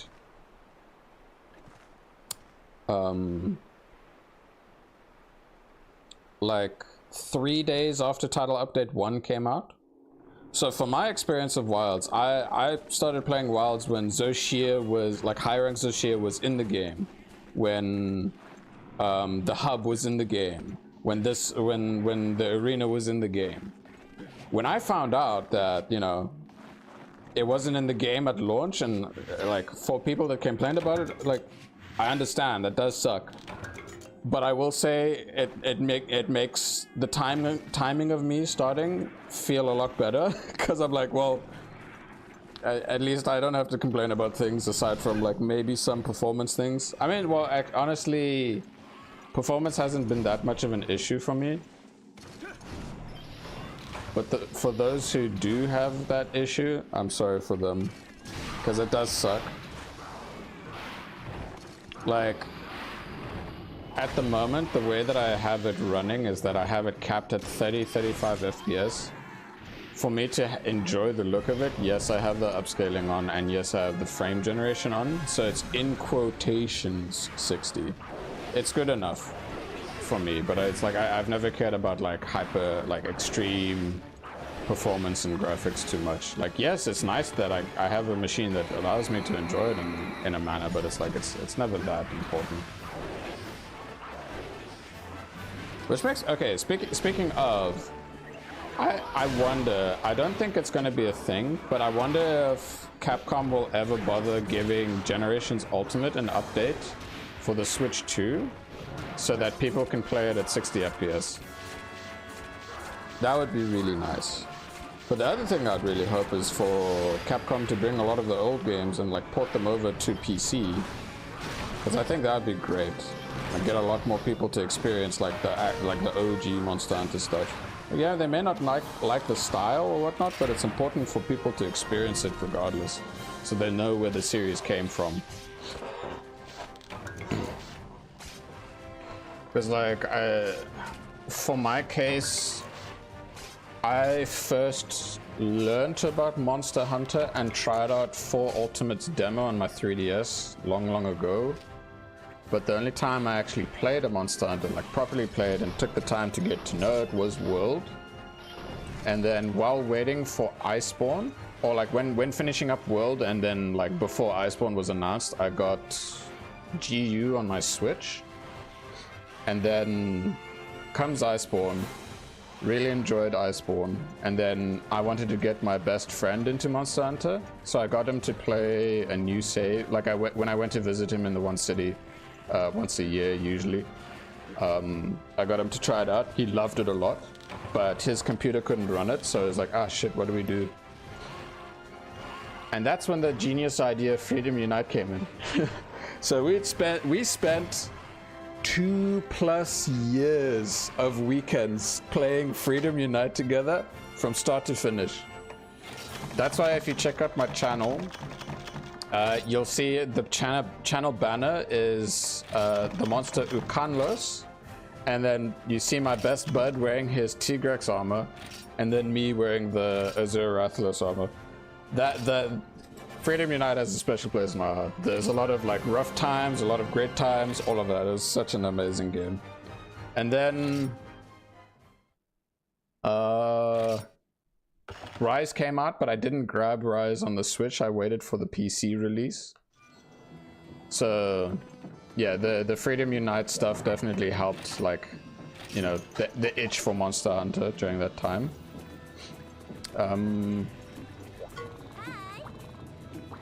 Rise came out. I played Rise with my best bud and my best hunting buddy, who I became close friends with during the end of World and the entirety of Iceborne.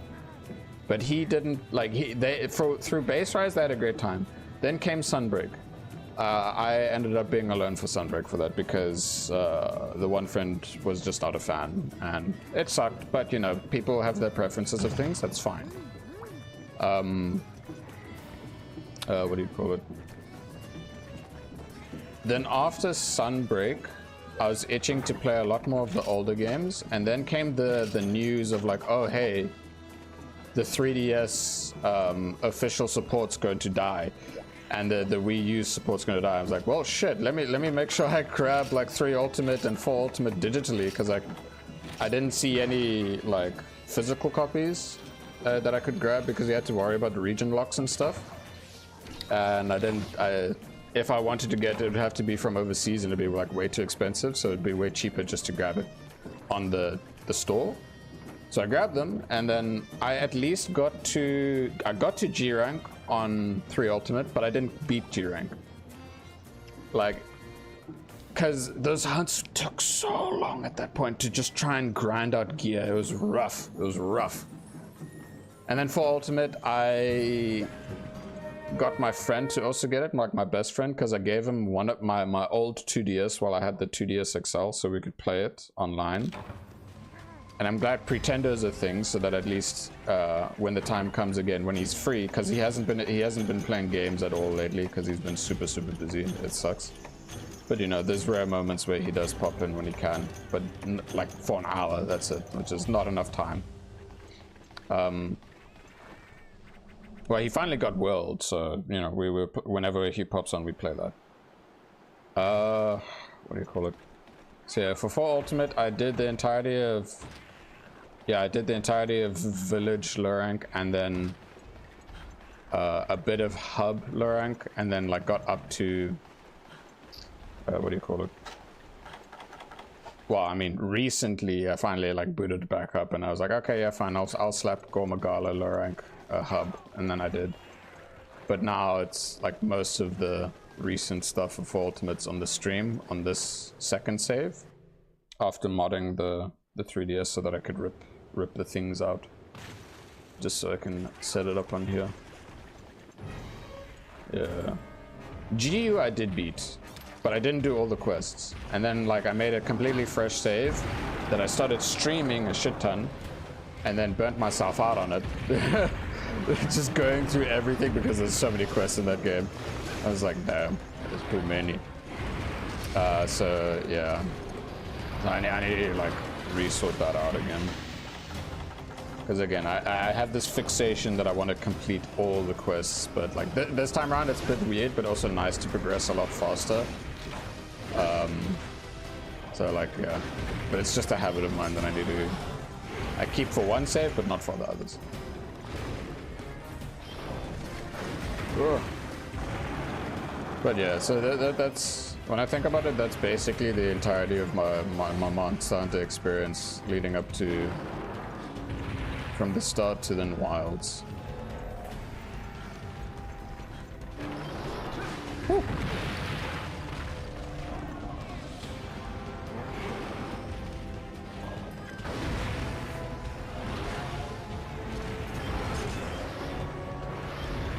What's nice about doing this low rank hub stuff is that because of the gear that I have and just the amount of damage I do, I can just chill and chat a lot more easily instead of needing to lock in. The only times I'll have to lock in is like when I get a bit into the tougher end, like the tougher monsters in low rank hub, and when I get into high rank hub. And also depends on like what's happening and what I feel like talking about during those moments.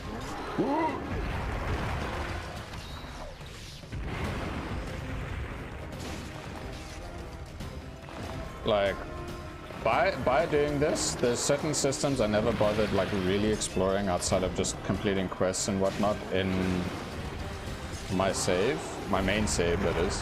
One of them's like looking into how to actually improve or get like certain skills activated on your main cat, your ace palico. And it's what else was there? So it's the palico system as well as the guild quest system with the whole the forest thing and whatnot. Like in my main save, yes, I have like the quest for Velociprey. I have not Velociprey, Velocidrome. I have the quest for Yankutku. I have the quest for Basarios, but I didn't have the Yangaruga. I didn't have the Kirin set up, which would be good for me to do so, because I know that you can get Ruby Basarios and Orochi Kirin in this game. Because they were introduced in this game, so it's like, I do want to face them, I do want to experience them, but I assume it's like more high rank stuff. Ooh. Or high rank related. But yeah, there's the whole leveling system. I never bothered with a lot of those rusted weapons or the rusted armor. Even in GU, like I like only a little bit, but even then I was like, this seems to be quite like a grind to try and sort these things out. Is it really worth it in the end? But you know, like with GU, I think, okay, for when I was streaming GU, I think the thing that burnt me out a lot is because I was trying to build all charge blades. There's a total of 80 freaking full upgraded charge blades, dude. It's way too much. Like in other games, I'm fine with it. So like if it's I guess like in World, it's easy because there's nowhere near that much. In this game, it's when it came out. There's nowhere near as much. In Wilds, yeah, no, there's nowhere near as much. Like at the moment in Wilds, I guess as a way to pass the time, yeah, I made all the charge blades and now I'm like trying to make all the sword and shields. Yo, Faye. Yes, well, glad you like it. I'm just rambling on about stuff about like all the weapons that you can make for each weapon type, depending on the game. But yeah. So like, when I was looking at the list for gun lances here, I was like, do I want to do all gun lances on this save? I'm just like, I don't know. Main save with charge blade because there's so few, that's fine. Less grinding. I'm fine with grinding up gear, but grinding up like all weapons that I may not even use, yeah, it's a bit much. All right, now it's gone to sleep. But yeah, MH4U and like yeah, oh my god, GU was insane because like early on, I'd say like half a year ago, before I got burnt out, I was like, I'm gonna stream GU from scratch and make all the charge blades. I reached at least more than 40, like more than half of the charge blades, which is like over 40 of them. And on top of that, I was wanting to get all the quests completed too. And the last stream I did, there was like some, I don't know, some teen that was trauma dumping in the chat while I was getting stressed out by a frigging hyper Kazu. It was not a great day, I can tell you that much. But anyway. Yeah, no, it's crazy. Yeah, dude. Yeah. GU quests, way too many. Way too many. But I'll get there. I just don't think I should stream all of it. Or I think it's maybe because I set up several goals to follow and then it just made it way too much for me. But for you, I'm keeping it more plain and simple. Like, not too long ago, I think it was like, how long ago was it? Yeah, I'd say like 40 minutes ago, I just finished the Shigar Magala quest and got the end credits and stuff for Village low rank. Now this is me doing Hub low rank. So the order that I'm going is Village low, Hub high, Village high, G rank. That's the idea. And then the end goal is beating the big, the notoriously famous Crimson Fatalis. There we go, I got him.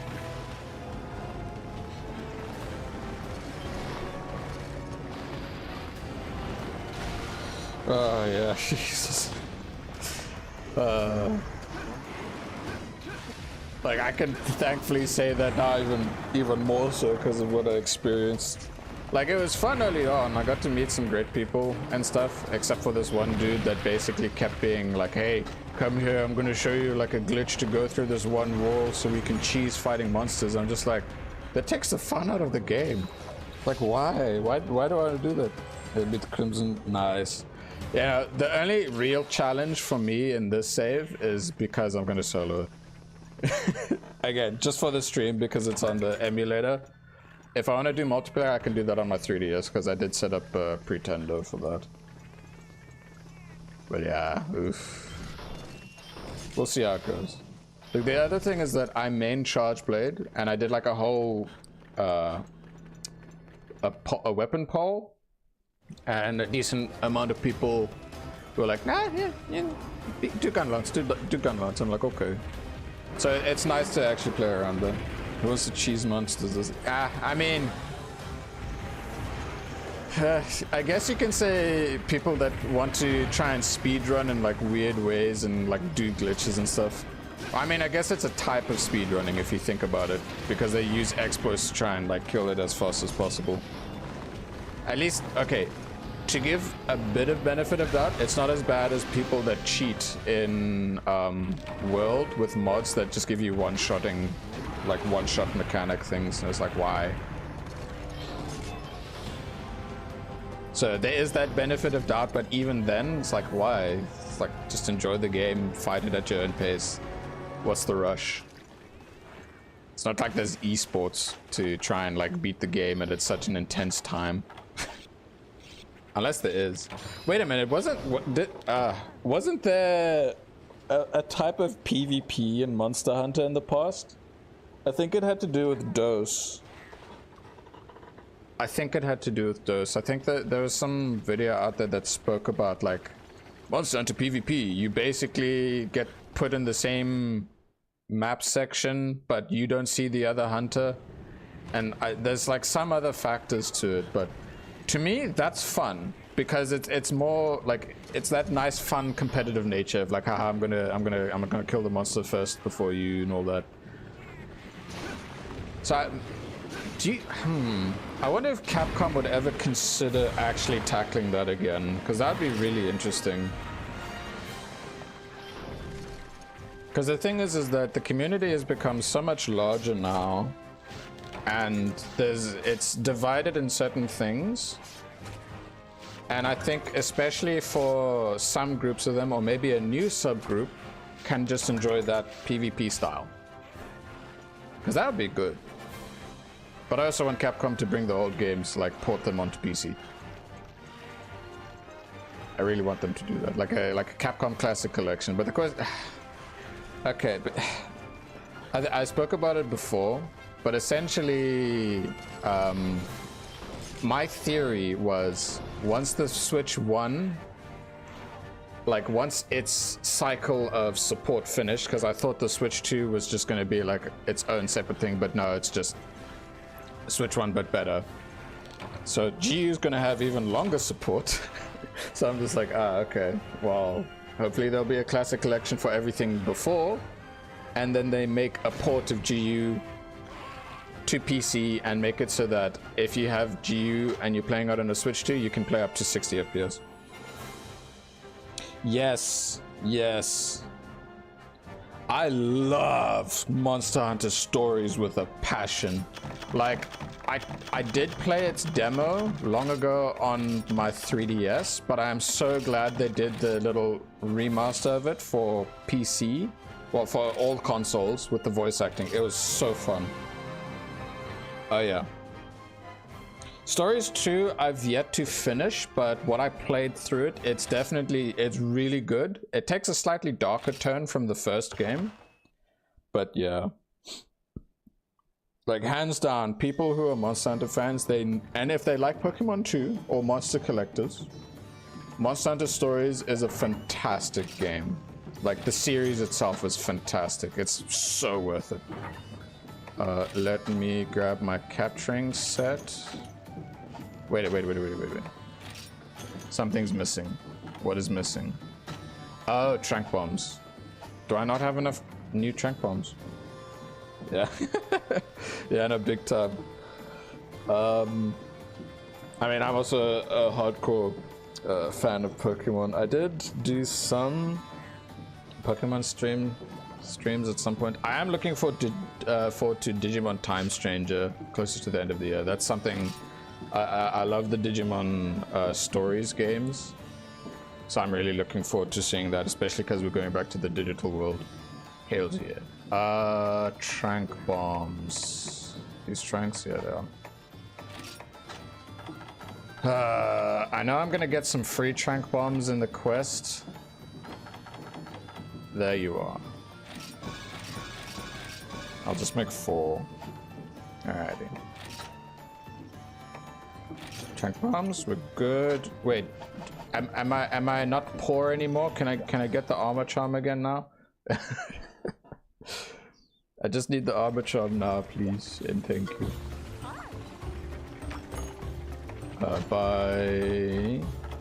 Yeah, I can get the armor charm now. Ooh, I'm gonna be very poor after this one. Worth it though, very worth it. Okay, so is that, no, that's gunpowder. Where's, do I have the, oh wait, no, it's here, that's it. So I was getting confused as to where it was. I mean, yeah, I guess it's fine if it's positioned there. Fast switching to PC account on mobile right now. Ah, okay.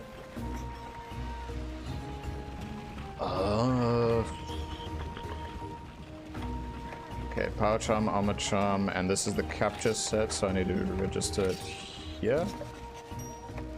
And then let me swap to this set, so I can grab the armor charm. And then sort that out, go here, no, register in set 1. There we go, adjusted. Current and boom. All right, so the next key quest that's on the list for hub 1 is the final one of hub 1 of the 4, and that is the capture quest, the dreaded capture quests in the old games. And that is the Gypseros project. So I have my trap, just in case the free one that's given actually, you know, I place it poorly. But, you know, we'll just see about that. Okay. Oh, yeah, dude. Capturing in older games is cancer. Like, okay, no, mind you, I will give benefit of the doubt for certain monsters. In Freedom Unite, the thing I really like, and I guess from the much older games, is if you can tell if Yan Kutku is ready to capture because its ears are folded down. Like, as soon as you see that, yeah, you're sorted. The crabs, if the crabs have like a black bluish bubble foam, then you know, it's like, okay, cool. Kezu just does a really awkward pause and kind of T-poses a little bit. That's when you know Kezu's like, I'm gonna die, I need to leave. But yeah, no, those are the 4 iconic moments that I can remember for monsters, in terms of like having some form of a visual cue to let you know, like, okay, they're gonna go, you better get them. But all the other ones, oh god, you kind of just have to have a guesstimate of when, especially if you're used to fighting them a lot with a certain armor set. Now, mind you, this armor set right now that I have for older monsters, and also being hub scaled up to 4-player, I don't know. I'm gonna have to see, because I worked on getting enough decos and stuff so that I go to Artillery God. So I do really good damage. Really good damage. So yeah, we'll see how things go, if I accidentally kill it or not. It's just reality of having to readjust and get used to that feel. But yeah, no, I'm happy. Wait, how many streams have I done this already? This is number 6. Yeah. So number 6 is when I finally shift into thingy. Hub. Yeah, hub low rank. Remembering in Capture Quest was a Bolt Reaver Assless G2 where he died anytime. Yeah, that's the worst, especially if you're fighting things in G rank, because they get they enrage more often or stay enraged longer. And when they're like, even when they're like having like, I don't know, 5 HP left as a guesstimate, they're just like frigging going balls to the wall, attacking you crazily, and you have like, I don't know, is he dead? Is he nearly dead yet? Do I capture? Do I place this or what? Oh yeah, no, Saltos is amazing in terms of, yeah, it looks badass too. It's you're a Gundam. You're just a Gundam. And I love Transformers, I love Gundams, I love frigging, yeah, it's sick. The events like Bolt Reaver are always enraged because it turns. Yeah, okay. Did you have you played Wilds? How do you feel about how they changed up Mizutsune's fight to implement the whole it tapping into its soul seer power? Oh, cheeky boy, he was just here. I saw the shadow fly away.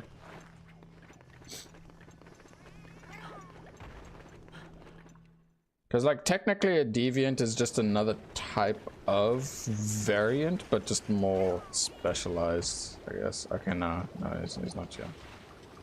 Oh god, don't tell me I have to run around the whole map for this.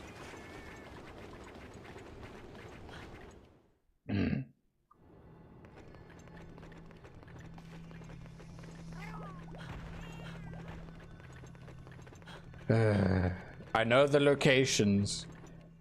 Well, I kind of remember the locations where Gypsos could be here. The question is, when I get there, will it fly away? I found it was a great surprise, but kills the whole Mizu was blind law, which was special about Soul Seer, kills its chance to return to deviant even more.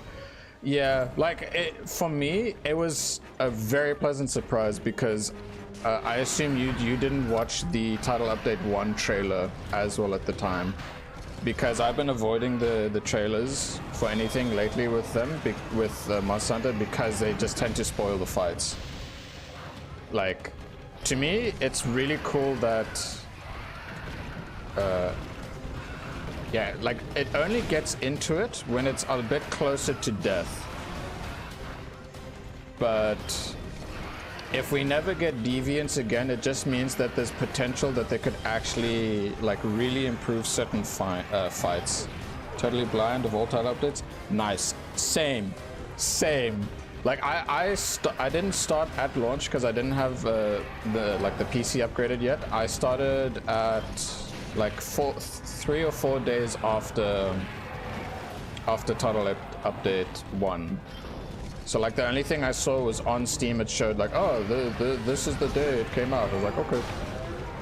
So it'd have like that little screenshot, but I assume maybe you're playing it on console, so you don't get that little notification that says like, oh, hey, here, this, that.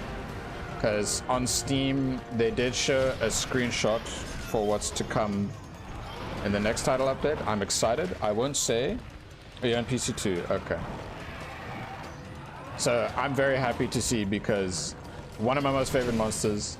I really don't want them to do what they did to him in GU. I want them to somehow implement stuff from how he was back in his base game, but you know, expand upon it and like really give into his title that big boy has. Outside of everything else, it's just a factor of enjoying when it comes out. Will I break its head?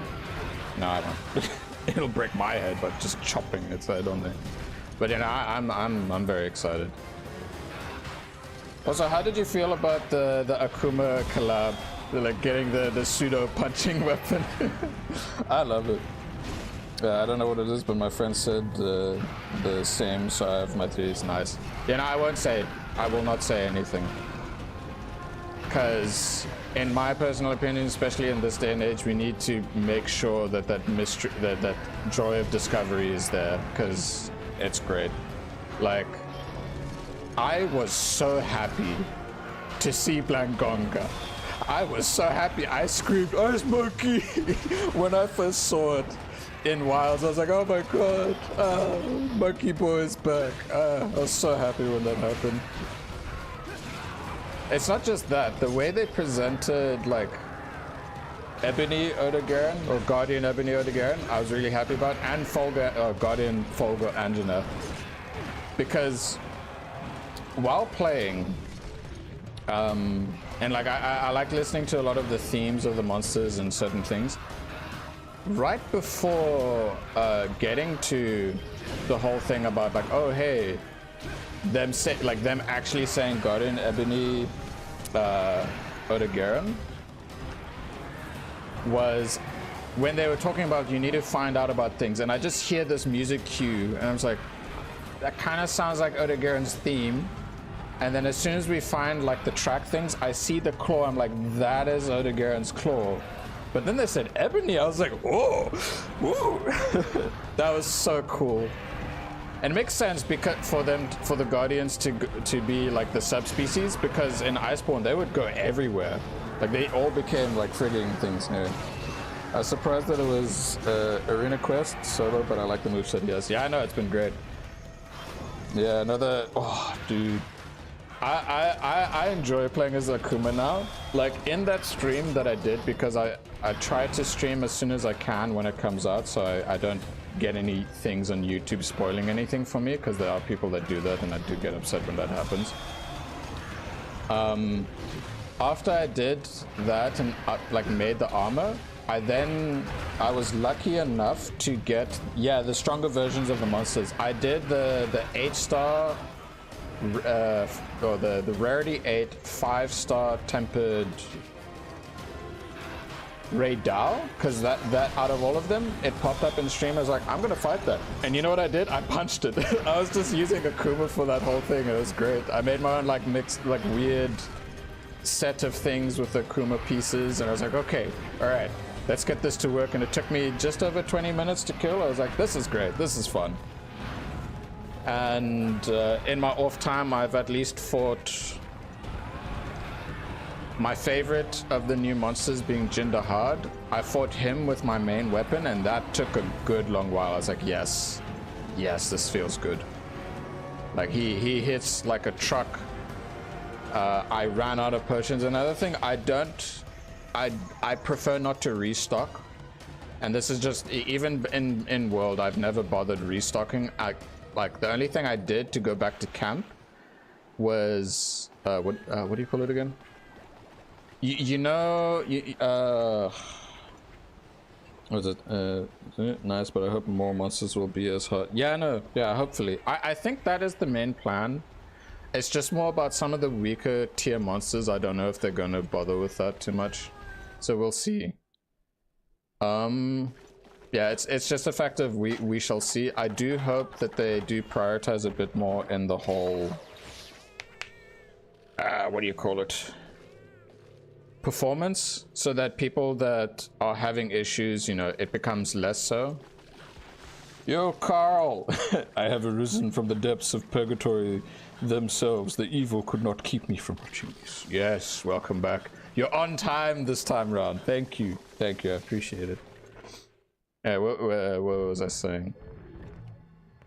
Yeah, back to the boosted up difficult monsters. I am happy that out of all of them, the strongest is Gormagala, because, you know, for a lot of reasons it makes sense. But also I'm happy that there's still no Elder Dragons yet. So we actually get a lot more emphasis and boosts to like some of the regular monsters. Because like, hey, when you look at the older games, you get a Cantor, that's not an Elder Dragon. You get a Conlos, that's not an Elder Dragon. You get a Talcar, one of the best non-Elder Dragon fights overall. That's not an Elder Dragon. Like frigging Jinder Hard being like that massive of a fight, and it's just a Leviathan, makes me so happy. So I'm just like, oh dude, the potential. Yes, oh, I miss Shengaran so much. I love the crab monsters from Gen 2. Yeah, precious funny crab. I remember because my friend would use hammer. He loved the Shengaran hammer. He would aim to make it as soon as possible. Yeah, that stuff was great. Man, you don't know how painful it felt not being able to watch a favorite mentally stable stream. Thank you. I appreciate that. There are some moments where I feel I may not be, but you know, I tried. I love his design wise. This fight definitely needs a remake though. Yes. Like, a lot of the much older monsters, if they were to be brought into the newer generation, they should at least keep some aspects of what they were, but overall they need a rework to their fights. Like, if we were to get Yamatsukami back, imagine that. How would they readjust his fight? Sorry, I started rambling, so instead of slapping the monster, I just ran around in circles.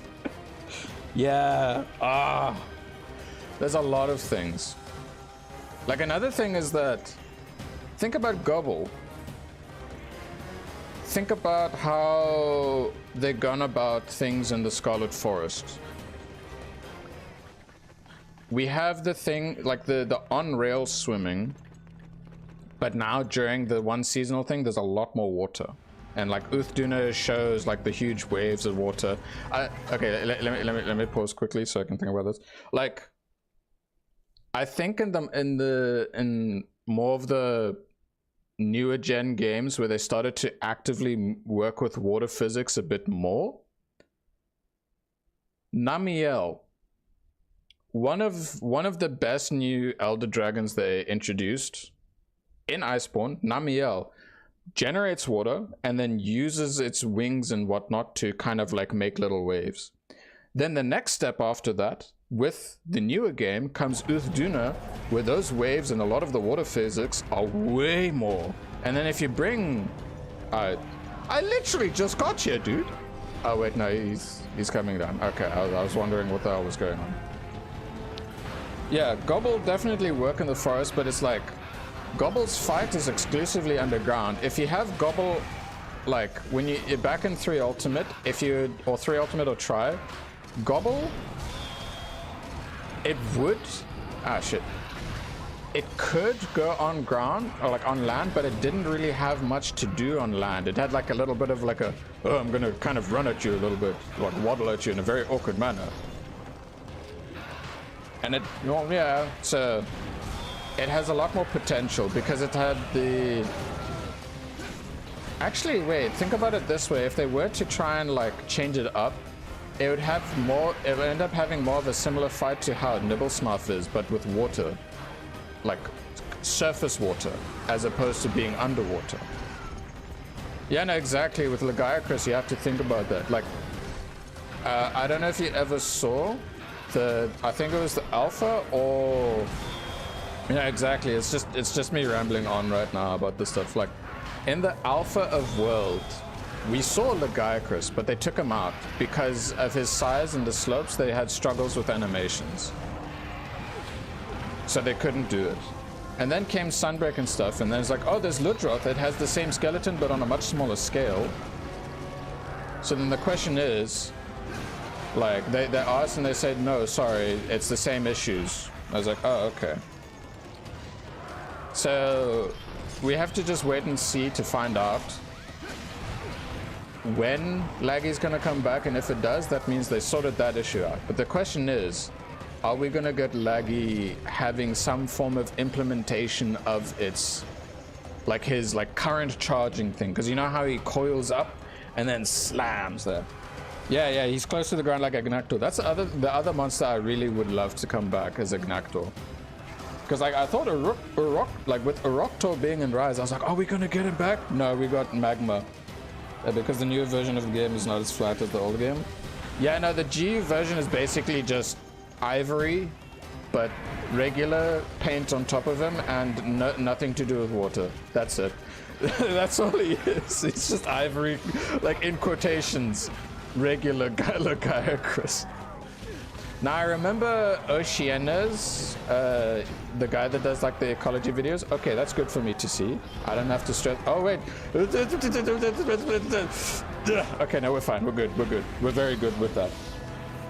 Zamtrios, yes. Oh, that. I was hoping for Zamtrios hardcore, big time, because like the babies are there. Why is the big one not there? We'll see. Yo, G Hunter. Yeah. Like, okay, welcome back, G Hunter. It's really good to see you. I'm glad to see you again. To address that, I have always been more of a morning person. I have a lot more energy in the mornings.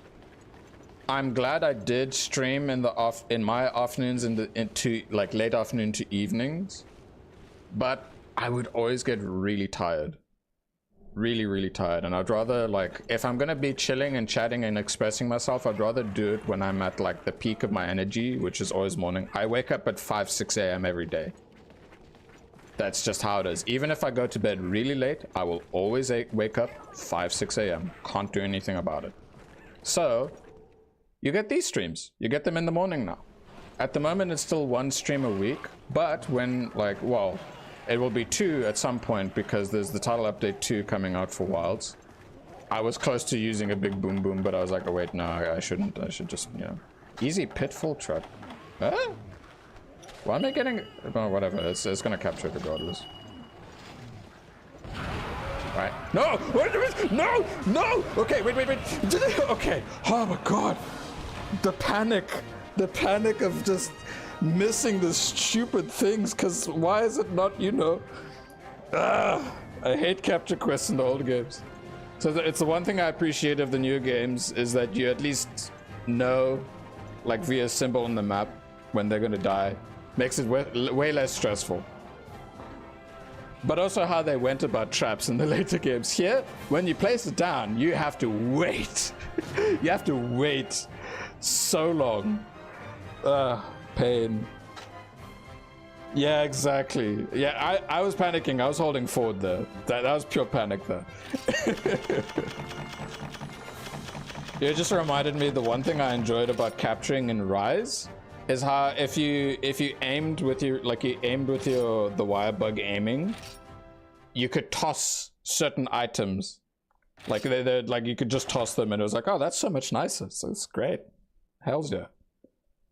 Alright, yeah, that was the last of the HR1 hub key quests, so now we should have the urgent quests in 2. Yeah, there we go. Again, this feels weird for me for this pacing because I'm so used to completing all the quests along the way. But I got that for my 3DS, not for you. This one, you guys get a nice thing. Right, yeah, a lot of things about Rise is fun. Like, I enjoyed Rise throughout the time playing it, same with Sunbreak. But, yeah, my friends were like, no, so I ended up soloing the entirety of Sunbreak. Like, sometimes I'd get to do things with my one friend, but he just didn't like it. So I was like, okay, it sucks. The music in this bloody guild hall is very nice. Okay, we got Nasilla. Sunken Hollow, okay. I was like, do I have to do anything? Damn sad. I love the game, got like 1,200 hours in Rise. I love all Monster Hunters in their own way, quirkiness and mechanics that they have. Except the first game, because I get so enraged by the first game when I tried it. Well, okay, I can't say the actual first game. I will say at least Monster Hunter Freedom. So like the pinnacle of the first generation. It's just like, oh, dude. It's an entirely different thing. You have to approach even small monsters like larger monsters. Said Sunbreak has many great things, especially the Monster Hunter. Yeah, no, Sunbreak, dude. Sunbreak, in my opinion, helped bring the most variety in endgame builds that are all viable, in my opinion. And this is like not necessarily caring too much about meta. I've never cared that much about meta. It's just there's so many fun ways to play it. It's so good. I had like a poison switch axe build that had crit status and whatnot, and it was great. It was fun.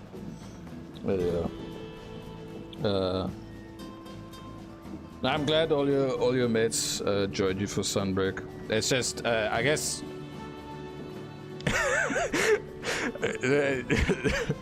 I guess the best way to put it is that my friend, his first Monster Hunter was World. But he tried a little bit of the older games, but he didn't have the patience for it.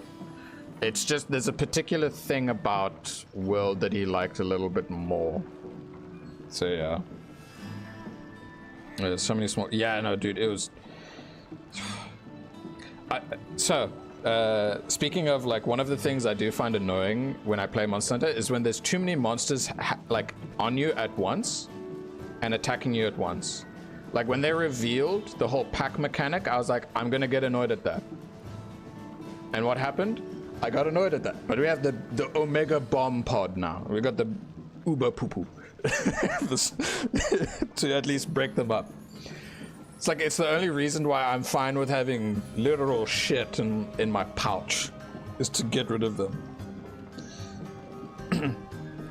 Recently I beat Iceborne, I kinda got really sad. The meta is so simple and just pure power creep. It is, yeah. But, at least, when you look at it from... what do you call it? When you look at it from the perspective of, like, the game, like how the games have developed and take from the old and build onto the new, Sunbreak's endgame definitely took note about how bottlenecked you became in World Iceborne, and then it was like, nah, we're gonna make it so that everything's good. And then I guess with the skill system in Wilds, it's still too early, but yeah. Yeah, exactly. Started with World 2, but went back to GU, 4U, and Freedom Unite. Nice. Yeah, I was like, well, first experience of getting to know was the demo of 4 Ultimate. First time properly playing was World. Then I went back to GU, then I got Iceborne. Then I went back to Freedom Unite. Then waited for Rise to come to PC. Then played Sunbreak, and then learned the news about the shutdown of the official shutdown of, like, the 3DS and 3U, Wii U, and I was like, okay, get 3U and 4U on the 3DS, and I was like, okay, I'm good. And I played those. Didn't finish all of them. Well, yeah, it's just 3U I got to during, didn't finish it. 4U, we're gonna finish it streams-wise. Anyway, so I'm reading all these things right now before we dive into the thing. Yes, Shuyin Todd, yes, 4U classic. Always take your shit with you in the old games. There could be a pickle. Oh god. It's like, if you run into the pickle and you forget your shit, the pickle has the largest frigging bar that you have to, like, mash your bloody controls just to try and, like, wriggle your way out. It's like, nah man, I don't want to break my bloody 3DS with that process. I'm just gonna grab some shit and just fling it in his mouth and you can fuck off. It's way easier to just do that. Alright, we're gonna slap a big spider now. Like old MH didn't require for you to give into power creep that much. Yeah, exactly. Concept facts from me. I think the biggest thing from the older games that may have gotten people to think a bit more about meta and whatnot is definitely speedrunners. Because I would say there was definitely nowhere near a lot of content creators for Monster Hunter up until that point, and the ones that did do things that wasn't meta was definitely like Gaijin Hunter or what was that one guy? SD Shepherd was that his name? Thanks to him, back when I was like starting to get into 3 Ultimate, I was like, I'm playing Gunlance, does he have a guide on it? And he does, and I was like, oh shit, yeah, this guy's great. And it's like old videos, like, cool, glad that exists. That's true, but for example, the Fatalis armor, which is by far the strongest armor in Iceborne, is a lot. Yeah, that is I'd say, with the nature of how Iceborne went, and the nature of how really broken Fatalis' armor is, lore-wise, yes, it makes sense. Like, for that, yeah, I will accept it. And Fatalis' fight is indeed one of the hardest and best fights there is. I'm not even saying about meta speedrunning, even skills for survival had meta, like Divine Blessing, Health Boost and all. Yeah, no, exactly. Like, yeah. Yeah, like, in the older games, a lot of skills that weren't just purely damage or crit increasing were actually, like, a lot, like, they were also really impactful. I think it's just maybe things were like made a bit too strong for like those ones in like World and Rise, and it was really easy to, well, not Rise. Base Rise, it was a struggle to do any builds. What am I doing? I'm supposed to find a spider. I completely forgot what find to do. Hard to go get as well mix set stat. Yeah, exactly. You know, the whole shift and change of the whole system, like especially going back and seeing how it was there, I was like, okay, I see. This is, so if I want to do mix sets, I actually like either do 2 monsters or whatnot. It was a lot harder, but it was fun because, well, for my case, I'm a bit of a math nerd. I like to do, you know, plus minus all that stuff. Dear internet provider, may you go bald at the age of 24, because what's with this wild small optimizer? Jesus. Yeah, SP itself made a lot of stuff viable, and they added a lot of skills. Yeah, no, exactly. One of the biggest things I was happy about, which they did in GU first, is, you know how you could do like hyper monsters to basically get every weapon to be the same rarity and similar stat. And I'm glad they did that again for Rise. No. Base Rise didn't really do that. Sunbreak did that when it came to adding the anomaly. And then Base Wilds has that. Every weapon has its own thing. And like, yes, there's the Artian weapon stuff, but I personally, I only did like one really good Artian weapon for Charge Blade, and the rest I'm just like, I'd rather like try and make all these other things work, like elemental builds. Yeah, I could very easily just do a whole bunch of grinding for RNG to try and get a good roll of like, I don't know, three element for 3 element for an Artian weapon, or I could just try and make the things that I have work. And it's much more fun because it's satisfying when you use like the weapons that are inbuilt in the trees, and then you can actually reach elemental cap with them by actually using like, okay, so this set will help get this, but if I want to get for the ones that are lower element to higher, I need to implement this skill. Yeah. Hey bro Chacha, have you heard the Switch 2 has finally dropped? And guess what? I'm not a minute late on the buying. I mean, it has dropped. Can I get it as well? Not anytime soon, but I will. For a lot of things, I do want it eventually, because then I can actually play one of my most favorite. Well, I can play a lot of the Switch games in better quality. There's the big Donkey Kong game coming. I want that. I like Donkey Kong. I like Big Monkey. The Artian weapon was kind of a mistake, but they wanted the Cold-like farm. Yeah, I mean, well, you also need to remember. Base Rise had the Rampage weapons. Oh shit. Yeah, no, it does. Yeah, no, the tutorial is paid for you, but that's probably. I hope that in a couple of months, Nintendo kind of like gets enough backlash marketing wise that, you know, they decide to overall revert back on some decisions for pricing for the games. Like the console price, I get it makes sense to me, but it's more the game prices that it's like, that's a bit much. So yeah, we just have to wait and see in terms of that. It's just, yeah, Nintendo going down a certain route because of their marketing team and the current CEOs, I guess.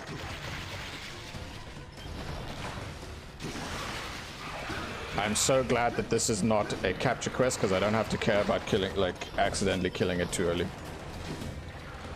Like, what's it called? In Rise was more like Nagakuga weapon meta, if I remember correctly. Yeah, I learned about that at like a much later date. About like, oh hey, one of the best Charge Blade builds in Base Rise was the Savage Axe Nagakuga thing. I'm glad Nagakuga has a Charge Blade now because it looks cool. But I was so not a fan of Charge Blade and Base Rise because of what they did to my baby.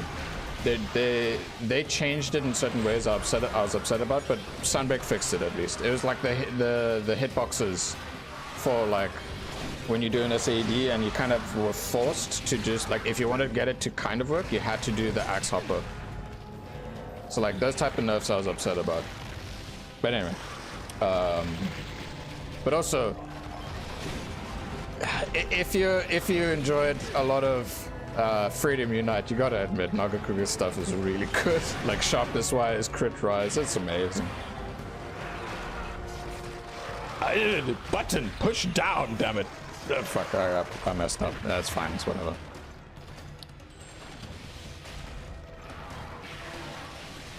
Yeah. It like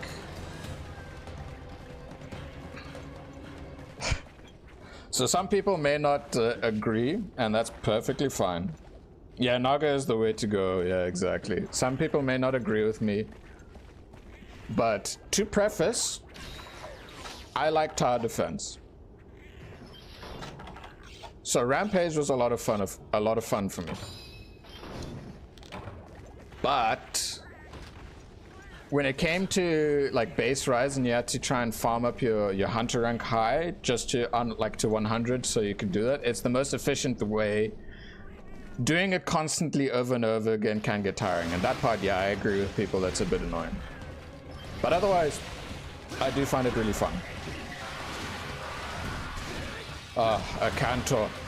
Well, speaking of, Carl, I rocked the full Akanto set, and for a good long while in high rank and leading into G rank with my friend, and then I swapped to like the Azure Rathalos set, and then used the Nagakuga longsword.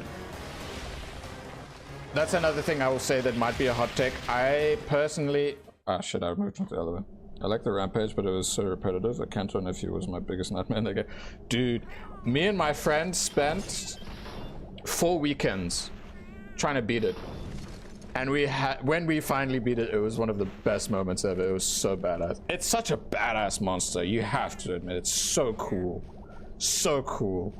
Anyway, what was the thing I was gonna say? Oh yeah, I much prefer Freedom Unite's longsword, and in any of the games after that, this longsword that I actually really liked was in GU with the Valor longsword. I kind of struggle to enjoy how longsword has become now with like all the sheets. Base world longsword, it was fun, but I really like the simplicity of how longsword was in Freedom Unite. In Freedom Unite especially. Like, playing it in the modern style or trying to force yourself to play it in the modern style is like, nah. If you play the modern game, use the full kit. It's also the other reasons as to why I find oftentimes I find speedrunners boring is because they just choose the most the best combo to just constantly repeat. I'm just like, why? It takes a lot of fun out of the game with the weapons. Yeah, I was gonna farm for the Silver Wrath armor until I saw, dude, frigging, like I farmed for the full Silver Rathalos set in high rank. That shit, all pieces needed rubies. I spent so frigging long trying to, like, instead of killing a lot of Silver Rathalos, because I had more than enough parts, I was just like, okay, go in, chop, like, use a flash bomb while it's in the air to drop a shiny. Check shiny. No? Okay, chop tail. Carve tail. No? Okay. And then abandon quest. But then when I got a ruby, I'd let it kill me so I'd keep the item. And I kept doing that over and over again. Yeah, let me just think. Feel, I don't know how people had to farm the same quest over and over again. I played Rise just doing all the quests normally. Yeah, no, that too. Okay, that's one thing I will say I did find a bit annoying about Sunbreak, is that I did all those optional quests along the way, and when you do, like, once you reach the point of like, okay, now you can get the cap, all that XP that you thought would build up for your thing in Sunbreak to be like, okay, now I'm at this rank. Nope. Base Rise at least maintained that. That was fine. But Sunbreak, why? Why'd they do that? Why? That's the one thing I will complain. And I prefer to get all the side quests done before I progress further. That's just simple and plain like that. Yeah. You had to farm. It's like, but you got so used to, you know, just having that like XP built up in the background in the older games. So it's like, I don't know why they did that. Yeah. That's the only real thing I'll complain about Sunbreak. It's just the grind. That's it. Like that, the MR grind and then the AR grind. But that's just the style they wanted to go for. That's fine. I don't mind if I have to pump the hours in and whatnot for that. Anyway, what's this? Sorry, let me... The LS world... LS until world equals great. LS in Rise and Wilds unbalanced. I can't even... yeah, I guess. I don't know. I can't really say. I did try Longsword in Wilds via the arena. It's interesting, but it just doesn't feel that satisfying to me anymore. Again, the only times Longsword really felt satisfying was, to me, was Base World, Freedom Unite, and Valor Longsword. Well, okay, not just Valor Longsword. The other forms of like Guild Longsword felt really good as well. But yeah, anyway, Brain fighting monster. Sorry, I was like, I'm literally making this damn spider wait for me.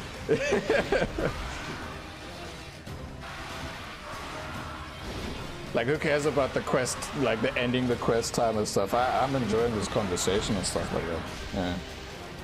Yeah. The fix.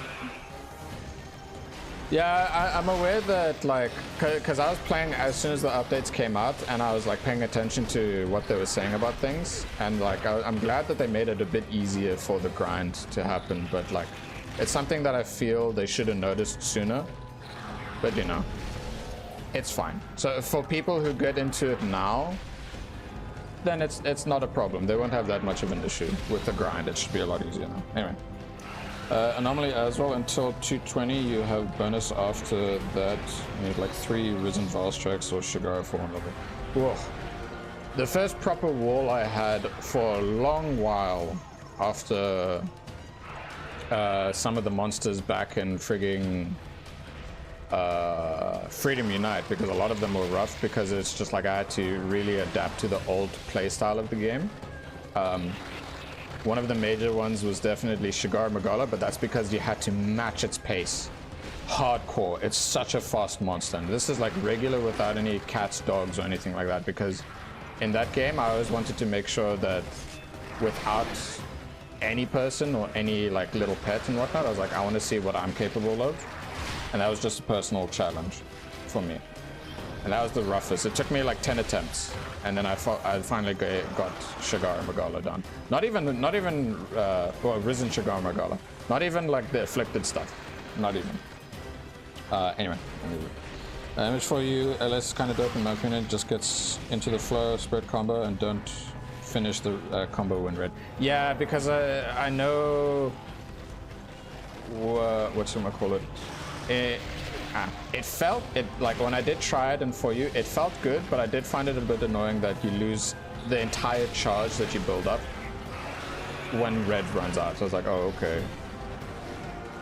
But if you maintain it, it's fine. It's just the flow, but it had a nice flow.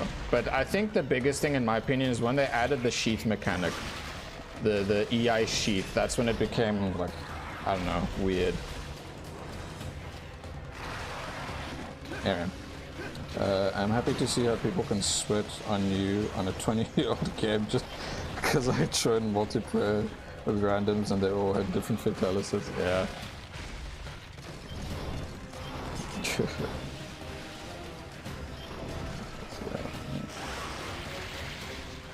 Crimson normal and what does, yeah. The EI was a problem indeed. It went from combo LS to counter. Yeah, exactly.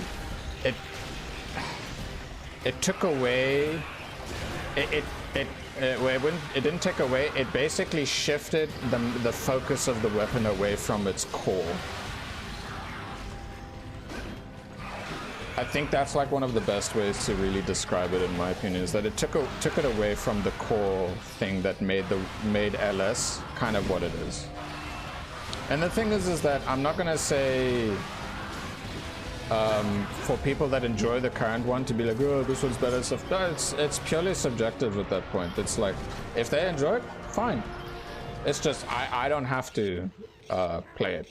I can try it out, see how I feel. But again, that's the other thing. Depending on the game, the weapons can play drastically different. And that's fine if people aren't a huge fan of it. In my personal opinion, and this is just from playing the different games, base world gives you the most well-rounded feeling for every single weapon in the game.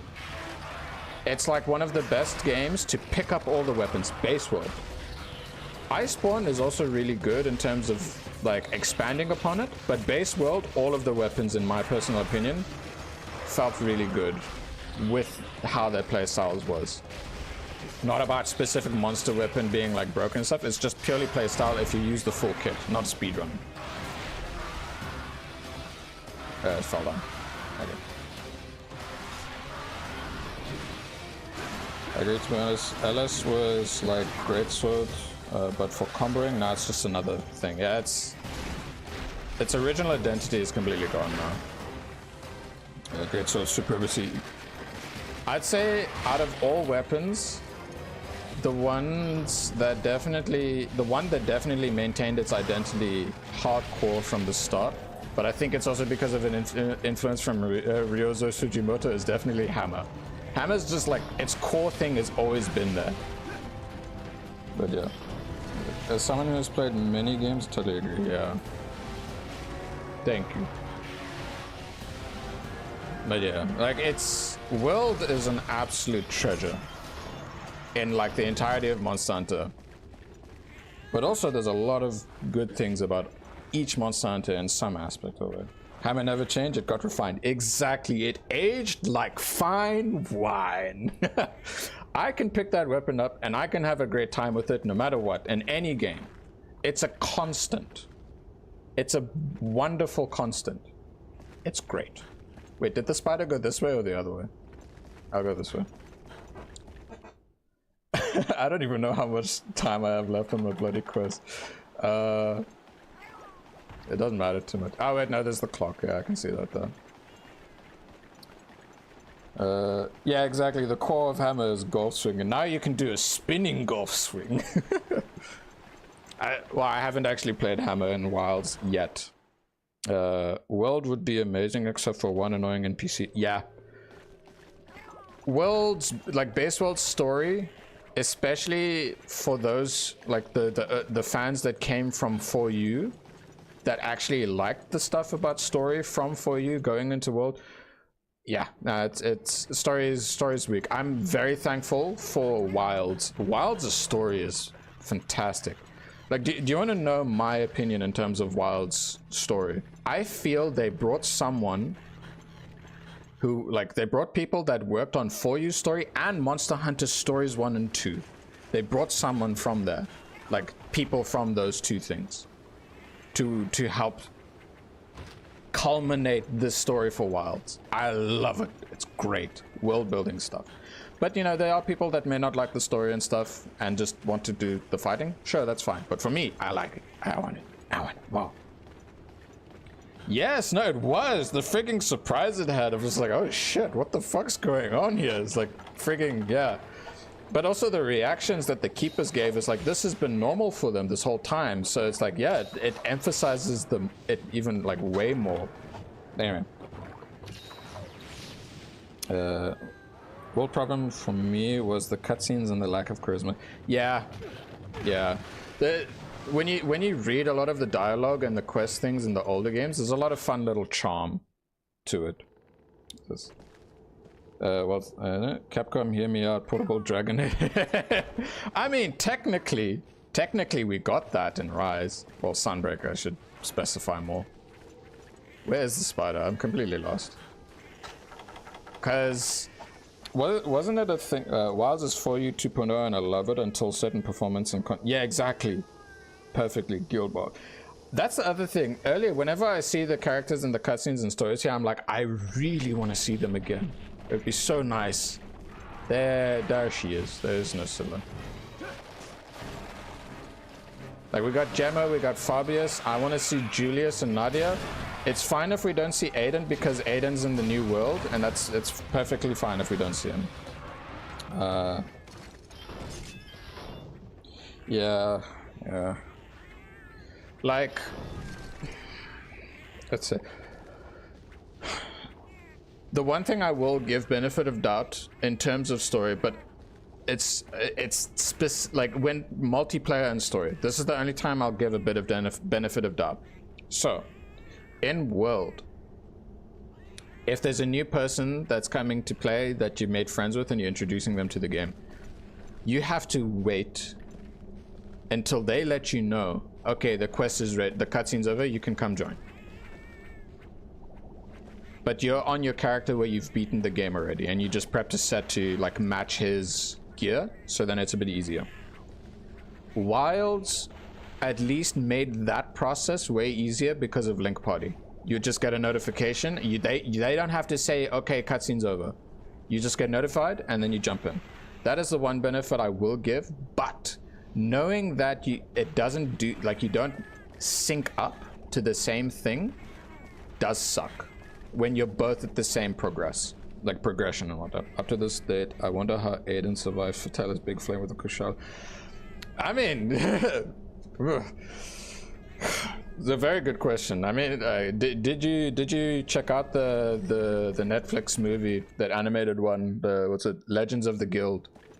Honestly, one of the a really great little lore bit expanding on those characters, like how they came to be. Yeah, it's a really good question. Yeah, I don't know. Aiden's just built different. he's just like he's a hidden Giga Chad, and like a lot of people in World have no idea. Like who started in World and only played World and newer. Yeah, it's like dude, I wish Aiden was using seethed Basel armor just so we could say, oh, it's good. Yes, his frigging puns, dude. I think, okay, at least Aiden in World, when he did his voice lines and stuff, and you'd read them out, he had his charm that he always had of his damn puns. Pain in the Astalos, and then people will say, what the hell's an Astalos? Okay, Spider's finally dead after yap sesh. What's nice is that because I've now like got this gear from finishing stuff off in Village, I can this is just yap sesh hunting. Just good. I like it. Ooh. Oh, that was a really nice backstretch. Jesus. Yeah, Aiden's such a bro. He's a homie. Like out of everyone, like in this game, out of everyone, he's the one who's like, oh yeah, what's up? But then Julius is like, pathetic, I'm better than you. And then you beat him, he's like, oh, I'm so sorry, I'm such a weakling. It's like, yeah. I will admit, I do find it funny how in Wilds, Olivia, especially because of like certain moments in story, Olivia is just like, no, I know the solution, this should work and whatnot. And then you look at her and she looks at you and he's like, he has a different solution that's gonna work better. It's like, yeah, bitch. Aiden in World was kind of cringe, but in 4U trying to win over Guildmon was peak. Yeah, I really liked World. It had so much potential, but I really disliked the updates / endgame overall. I'd say the benefit of doubt for that is because of how they really wanted to change things up drastically from the older games. So it definitely led to its flaws. So like especially nowadays, I've kind of cut back on watching a lot of content creators in terms of Monster Hunter just in general. But there are some diamonds in the rough that I will say like speaks, like it's like absolute cinema in terms of just like really getting down to the real core of like true Monster Hunter fans. And there was this one video that came out recently. It was I think the guy's name is Connor CR Volcanic. His thing about World is like the part one is the something critique about the dissection and critique of World, and he talks about everything. And the most important thing is that he said every Monster Hunter has its flaw, and that's fine, because it's like none of them are perfect, but there's things about it that are still important that make Monster Hunter Monster Hunter. And he really gets down into the nitty-gritty of things, and I watch the entirety of it, and I appreciate the entirety of it, and I look forward to the next part that he works on. He's also quite funny too. He's just like, man, I'll just take the piss and just joke about things every now and then. Let's see. Loved Legends of the Guild, but as a lore freak, I hated Aiden's Fatalis Stitch own in the German version because no normal person should know his name. Yeah, exactly. Kind of crazy how Aiden was once a guild knight. Yeah, no, dude. Yeah, but I'm okay with it. I just dislike it. The game is still a banger. That is something I want for Wilds as well to be better if it can be. Yeah, no, that's in my personal opinion, especially from playing the older games and then in order. Like I played them in complete out of order, but then eventually playing the games in order a bit more. So one thing I do definitely notice is that Capcom, or at least the Monster Hunter team, really try to learn from the previous and past mistakes, but also they tend to want to try a lot of new things out a lot. And I feel they listen to the community, and especially because the community is much larger now, it's a bit harder for them to really differentiate what they should listen to and what they shouldn't listen to. Now, currently with Wilds, there's two things. One of them is just optimization, and the other one is influenced by the community. For Wilds. Now, there was another instance between Open Beta 1 and Open Beta 2 where they realized, oh, because I'm sure you guys might be aware, I never touched 3U, I'm missing out, plus I didn't touch it because of the, the bloom effect. Anyway, back to the thing I was saying. So, when the Open Wilds beta came out, is it? What should you listen to or what not? Just saying IB Electron and its easier version with the Fatalis update.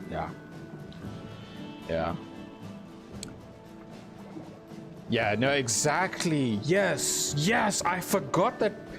Yeah, people review Bombing World or Iceborne because it's too hard. It's like, well, duh, it's the post game. It's supposed to be hard.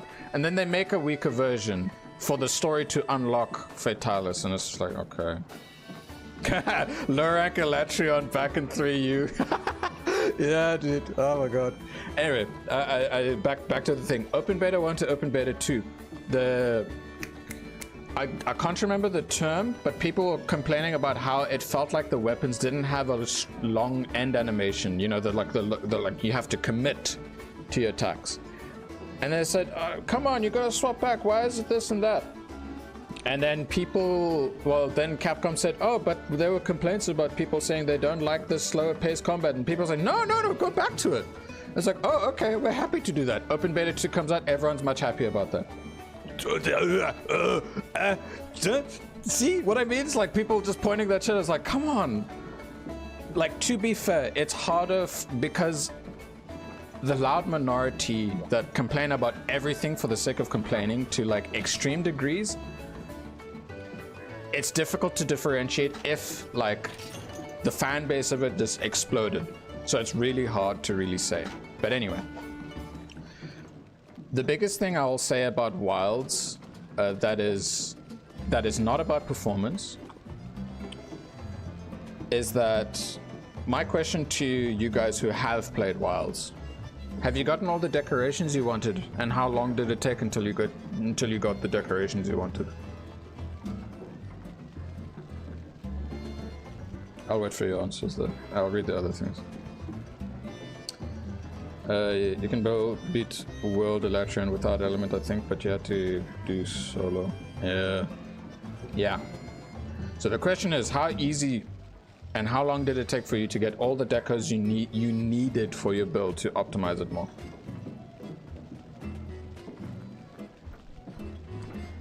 And then there's like some nonsense I saw. I'm not a fan of the deco stuff in Wilds. fair in terms if it's see not that long. If you're not a fan of like the shift and change of the design of it, that's fine. But it's more the question of like how long did it take for you to get everything that you needed for a build? Not long. It didn't take me long at all. And then I remember seeing, okay, this is also the reason as to why I just ended up deleting my X account, because I was like, I don't want to see nonsense and bullcrap, because there's the whole people of like, population of the game dropped by 90% after such and such. It's like, it's a single player game, a multiplayer. It's not like this and that. It doesn't matter. And there's like some random crap. I assume maybe that's one of the causes, but it's like, outside of that, is it really worth like having RTN be the only type of grind?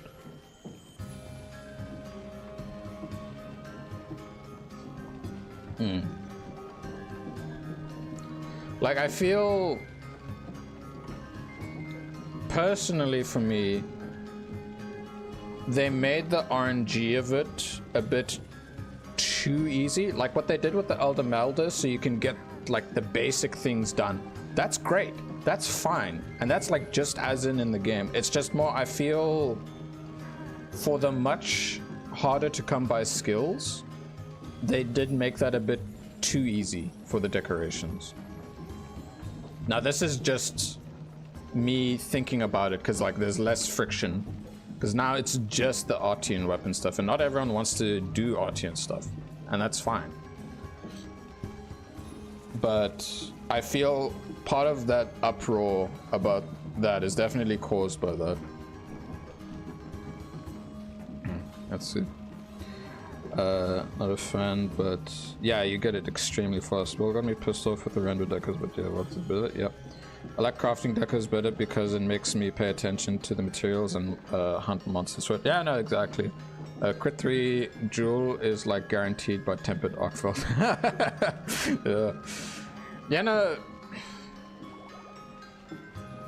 Whether you prefer the game that has crafted decos and random charms, or crafted charms and random decos, I feel that in Base Rise, the RNG of the charms was horrific in comparison when you compare it to the older games about how the charms were. Now, mind you, to give benefit of the doubt, in this, if you go back to Rise now and go to Endgame and stuff, yes, they made the things a lot nicer and easier for the charms. That's good. They fixed it. Will they fix and adjust things for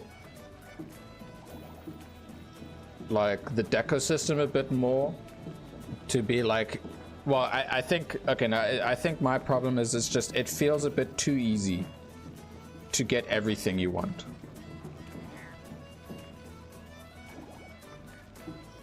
So at the moment, it's like the only real thing you're doing in Wilds is waiting for title updates. And if you're playing Wilds, it's either to do the weekly thing, to work on a build, but that doesn't take long. And Artian weapons, if you even, like, not everyone does Artian stuff. Like, that's the only real thing that's there for this. And it takes away from the actual monster weapon tree. Yeah, it's just, yeah, I feel they made that aspect way too forgiving, in my opinion. That's just, the decos are way too forgiving RNG wise in Wilds. That's just it.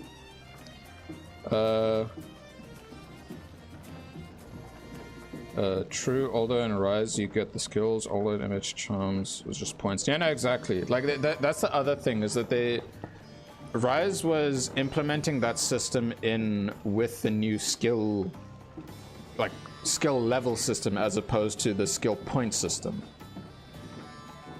Why not just both craftable? I have in Sunbreak some god talismans and they are like half a set alone. Yeah. Totally unrelated question. What's your favorite music genre? Mine's rock. Whenever you ask me like questions about what's my favorite this, what's my favorite that, it's a bit difficult, but I tend to lean towards like personal stuff. I like metal and I like dubstep, but otherwise I enjoy listening to a lot of different music genres. But anyway, like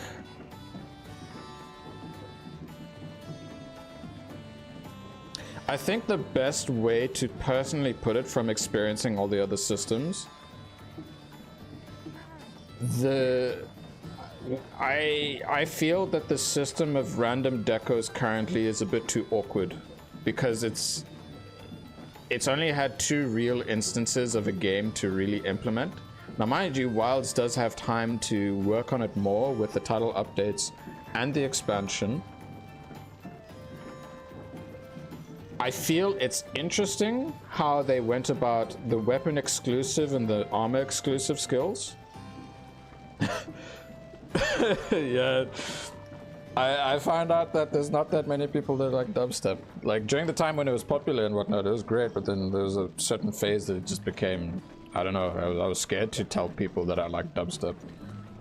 But yeah, Skrillex was one of the biggest that I really, really enjoyed. Anyway, how long have I been streaming? Okay, I've been streaming for a bit over 3 hours. We're just gonna have a bit of yapping before I close off the stream. So let's do this. Okay. I think Wilds did something terribly wrong with armor and weapon exclusive decos. It just kills the set variety, in my opinion. Yes, I can agree with that. Because, well, it's not just that, it's the primary and secondary weapon system.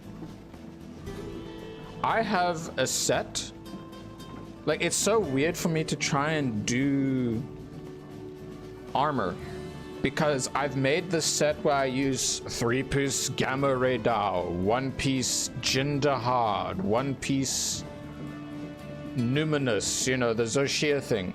And I realized, oh wait, I can use this for Charge Blade, I can use this for Sword and Shield, I can use this for Insect Glaive, I can use this for that, I can use this for that, I can use this for that, I can use it for all of this. I don't even bother much using a secondary weapon.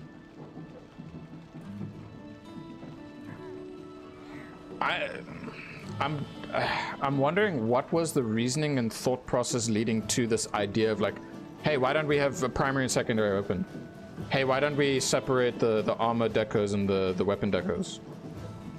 Was it to be kind of like to try and prevent people from, you know, bottlenecking into one specific build style all the time that they would always just shove on the same armor? Well, here's the problem. Now people are just bottlenecking to one armor set. Isn't it the meta at the moment, people just using 4-piece Gormagala or something like that? Yeah, I like Raz system for decos. It's easy, but not as easy. Crafting is great in my opinion, because it's the whole game loop. Yes. Now charms, I don't know. I just want them having slots. Yes. I do like the factor of when charms are implemented, it was just another way for you to be able to not only get skill points, but also skills, but also slots to customize. In base Rise, there's certain weapons where you kind of had to use the armor pieces that didn't have any skills, but had a lot of slots, plus a charm with certain skills and slots to be able to kind of mold into something. And because I ended up dropping Charge Blade and base Rise to swap to bow. There was not that many armor pieces that were like had high base armor to do those things. Anyway. I always use the same weapon too. Yes, 4 gore piece, but 3 gamma radar are pretty close. Yeah, without me knowing about the meta, I didn't even bother with Gore Magala stuff. I went from mainly Jindahad pieces, and I was like, oh cool. I didn't realize this extra set bonus from Gamma Radar, I'm gonna do that. And then I just ended up making this alternate set that's kind of like, it's okay, it's on par. It's like, okay, so in terms of variety for raw damage and crit, well, I'd say Gormagala 2-piece is mandatory if you want to do more of a crit build. But anyway, yeah, you're bottlenecked to basically 2 sets.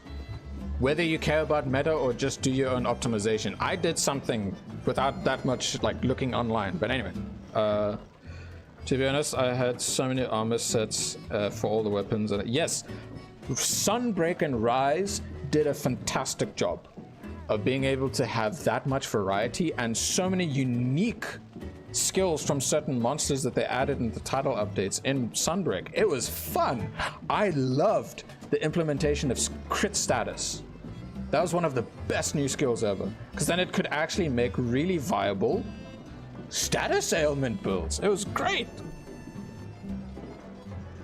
And now everyone has 380 right now and two gold piece. Not me. I don't have 2 gold piece. I'm different. I like the build that I have currently. It's fine. But yeah, there's always going to be something very similar and close, especially because the game is really early.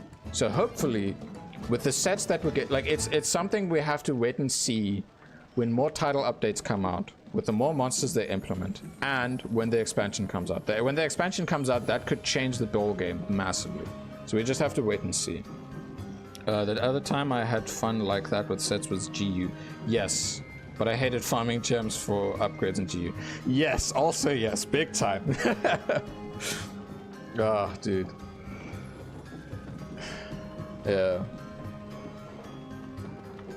So yeah, that's the one thing is like, I love all monster hunters, but each of them have their flaws and I'm fine with talking about them. But I won't go like apeshit crazy and nonsensical to the point where I give misinformation of some sort or try and like, you know, confuse people in some way. Like I'd rather just keep it in and then express it if it needs to be expressed around the right people. Totally relatable that Bracky subquest in GU. Yeah. Oh my god, dude. Jesus. I'm just making my character drunk at this point. But anyway. Yeah. So, again, the most important thing is that Wilds is... What is this? I can think of a best MH, just my favorite, which is Portable Third. I never got to play Portable Third, but I do want to play it. But I want to play it on official hardware. If I get a Vita and I can mod it so that I can, you know, get Portable Third, or maybe Portable Third HD and like get a patch to turn it into English and on a PlayStation 3, great. That's fine. I mean, there's a reason as to why Portable Third was the best-selling Monster Hunter before Monster Hunter World. There was something about it. Yeah. I mean, mind you, a lot of it was definitely Japanese audience, because like we have to take that into consideration of like the perspectives of the who and where you're from and what tends to be a bit more common about like preferences of games and stuff. But yeah, no, there's certain factors. I will, you know, down to the nitty and gritty of things. There's a good reasons as to why certain things are a bit more popular than others. Specifically sales-wise. Sales-wise is important because a lot of people that buy games don't even talk about those games. Only a tiny minority of those people will talk about it or express it to others. And then even smaller on that is people that may make videos on it on the internet or complain on the internet about things. And that's the problem, is especially when like it becomes a lot larger of a community as it has become now. There's the term tourist bumping back and forth now of someone who doesn't know what they're talking about and then all this stuff. It's annoying to hear about this negative stuff, but it's like it's something that can and will happen depending on situations. On my end, I've just disconnected myself a lot from social media because the last times I was on there, since because I took a break from it to get into Wilds and then enjoy it and not get spoiled. And then after I was like, I finished it, now I can look at these things. And I'm just like, what the fuck is going on here? Like I left when it was like, oh, everyone's just having a good time chilling, and I come back to dumpster fire. I was like, what the fuck is happening? So I was like, yeah, nah. Portable Third with Zenoga, Yukumo Village, and Amatsu, yes, Japanese. Yeah. Yeah. But yeah, that's why, like, for the most part, I'm just like, I'm just gonna enjoy the game, and when I stream it, I want to just share my enjoyment with others and talk about things with others. That's it. And in terms of other content creators, don't know, no clue, not looking into it. Social media of things, don't know, no clue. I have left those things. That's fine. I'm just gonna enjoy my thing when things come out and just have a good time when I stream or when I play with others. That's the main thing about a game. Just have fun. Portable third for me had almost everything I liked. Palicos were a fun build and use a lot of sets to use, although Jaggy was busted for progression. Weapons felt fresh and fun. Monsters were great to fight. Portable third was just missing mounting. Nice. My question to you, G Hunter, is the way that you're describing it. Would you say Portable Third is basically Freedom Unite? Like the best sequel to Freedom Unite? Does it have the farm with the cats, but now with the cats that you can take along? Was that the game that implemented the cat armor? Because you say fun builds, and I assume cat armor. That's my assumption, at least. I just said how weak Portable Third games were, even in high rank stuff, felt like sponges. It's FU, but smaller and refined. Yeah, I assume so, because I know it didn't have like a G rank expansion, but sometimes you don't need that. Because at the end of the day, Monster Hunter was not always about like extreme hardcore stuff. What's going on? Just 1 second, the doorbell's ringing, so I'm just gonna go check what's happening.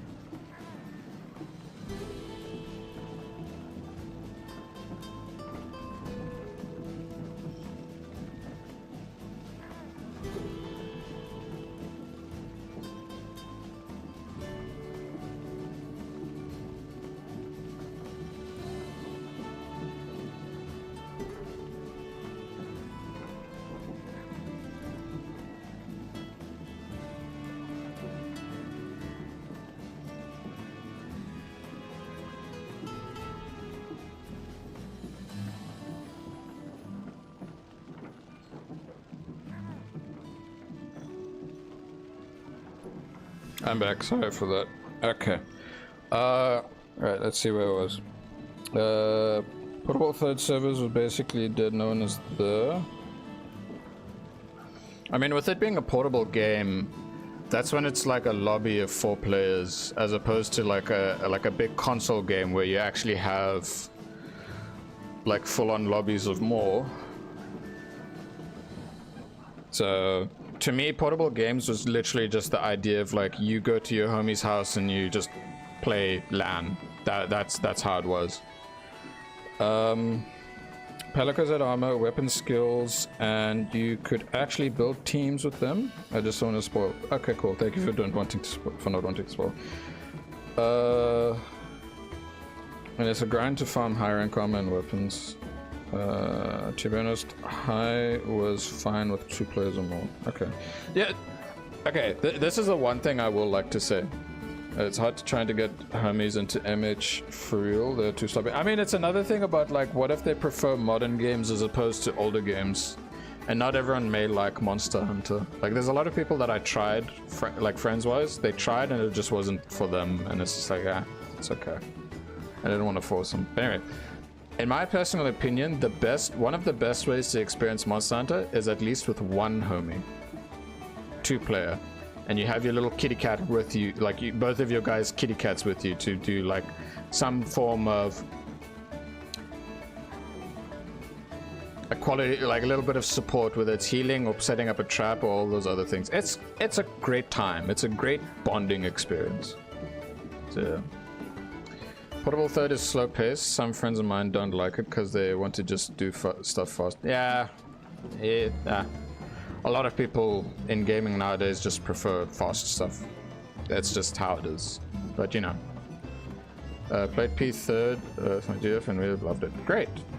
Finding, like, if there's someone that's willing to play a slower game like that, it's just special. Like, that's why I say me getting my best friend into Freedom Unite, and we played for 2 years straight every weekend.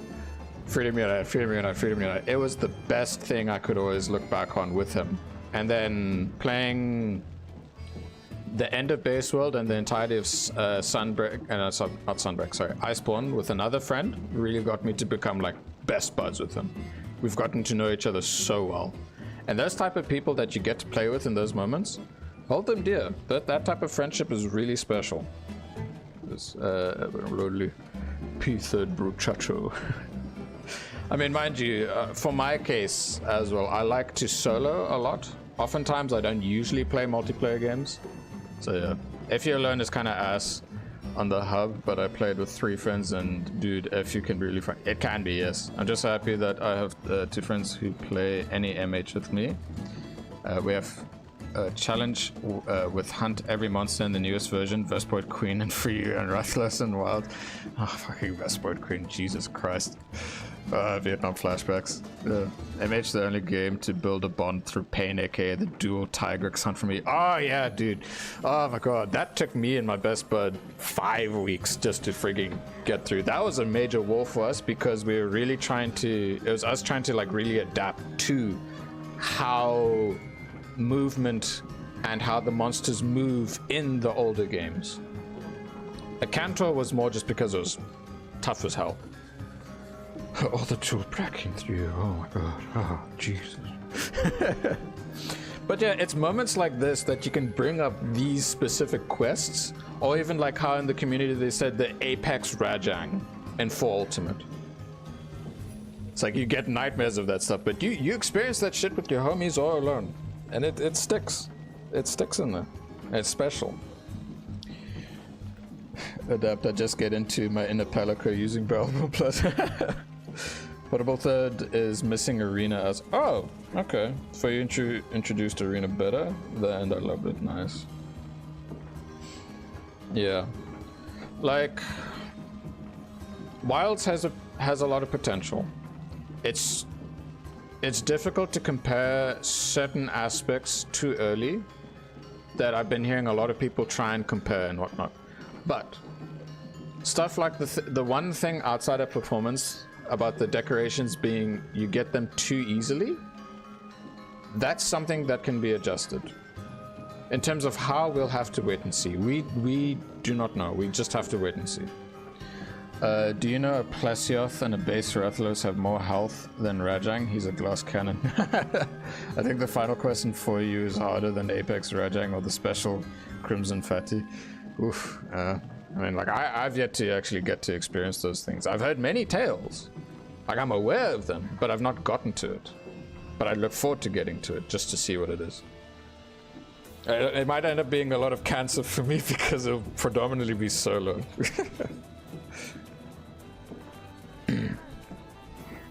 Wilds, yes, people say Rise is really easy, but endgame is harder. So the game is easy at the start, hard later. Yeah. Like, the thing is that, especially when I replayed World and stuff, and replayed a lot of the Loranks and even the older games, it is way easier. Oftentimes, majority of new people, when they got into World,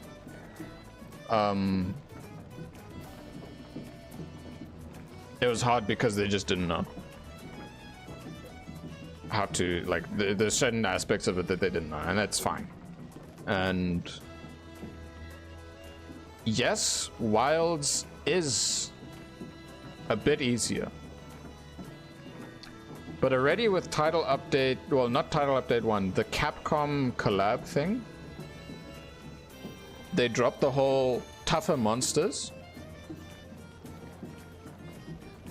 and there was a clip of Jono, the English, the UK representative, well, the English European representative of Capcom, like the community dude. He said, "We hear you guys about the difficulty, and so we have this." So they're hearing us, but the problem, I think the biggest thing that's a bit risky is who they listen to. I saw a clip of Apex Rajang stopping mid-hunt to pick up a massive boulder. Yeah, same. I just don't want the hard mons to be just insta-killed and stuff like that. Yeah, no, then that's just... Yeah, it's boring at that point. Like, what they've done now with the Rarity 8 5-star tempered boosted boys is they're less likely to wound, they have much more HP, and they hit a bit harder. Good. That's fine. That's better than what we've had. Arc-Tempered Raydal. They take his regular fight and they implement like his pacing. They give him a new move, and after every electric attack, he has like a shockwave effect. I was like, okay, that's interesting. It's like adding that new mechanic type thing. But again, the most important thing is that Arc-Tempered Raydal that we fought was only 3-star difficulty, not 5-star. And even the challenge quest one, where you get the timer thing, that... Okay, I will say, I really like what they're doing with the challenge quests. Of... You do them and you get a certain time, you get a little pendant after a bit of time. It's nice. Like you said about Shigaru and Sunbreak, that fight is hard and fun, but it's not... Yeah, it's not instas all over. It's literally you have to match its pace. It is really fucking fast. You just have to match its pace. Because if you don't match it, it will combo stomp you. Again, combo, not one shot. That's a different thing. You just have to get good in those moments. Because like that's like end-to-end game. I think AT Radar has the best wound resistance because most monsters just get them that fast. Yeah, exactly. So I'm glad really early on they have listened to that. And that is the most logical thing for them to do. Yeah, or something like Primordial Melzeno is really fast as well, but clean openings. Exactly. Because at the end of the day, when you're fighting a monster, it's not just blind Unga Bunga for hard, like end game. It's not blind Unga Bunga. You have to pay attention. It's a dance. You turn it into a turn-based. You have to focus on positioning. You have to focus on what they're doing. You have to take the opportunities when you do. I'd say one of the best monsters in Iceborne that really got you to start doing that, like when it first came out, was definitely Rajang. I'm sure you guys remember how Rajang was in Iceborne. For Iceborne specifically. Like that's definitely where the pace picked up a lot more. The Arc-Tempered's in... Yes, he does. He does a lot. But he has his openings still. And that's the thing. You just have to be ready. You just have to be ready and adapt. It's all about adapting to the situation and the fight. And if you can quickly catch on, then it's really good. Alright. I've enjoyed this chat. I've enjoyed this chill and stuff. We have made great progress. We have now not only reached Hub rank 1, but we've now done Hub rank 2. We're here now. We had some epic Bing chilling. We had, well, I would like some ice cream right now, honestly. Anyway, yeah, no, we had a great chill time. Thanks for the chats. It was really good. Yeah, I'll see you next week Monday, and then obviously you'll see me streaming stuff about whatchamacallit, Wild's title update 2 when that comes out. Outside of that, I don't know, it depends on how I'm feeling. Until next time, have a good one.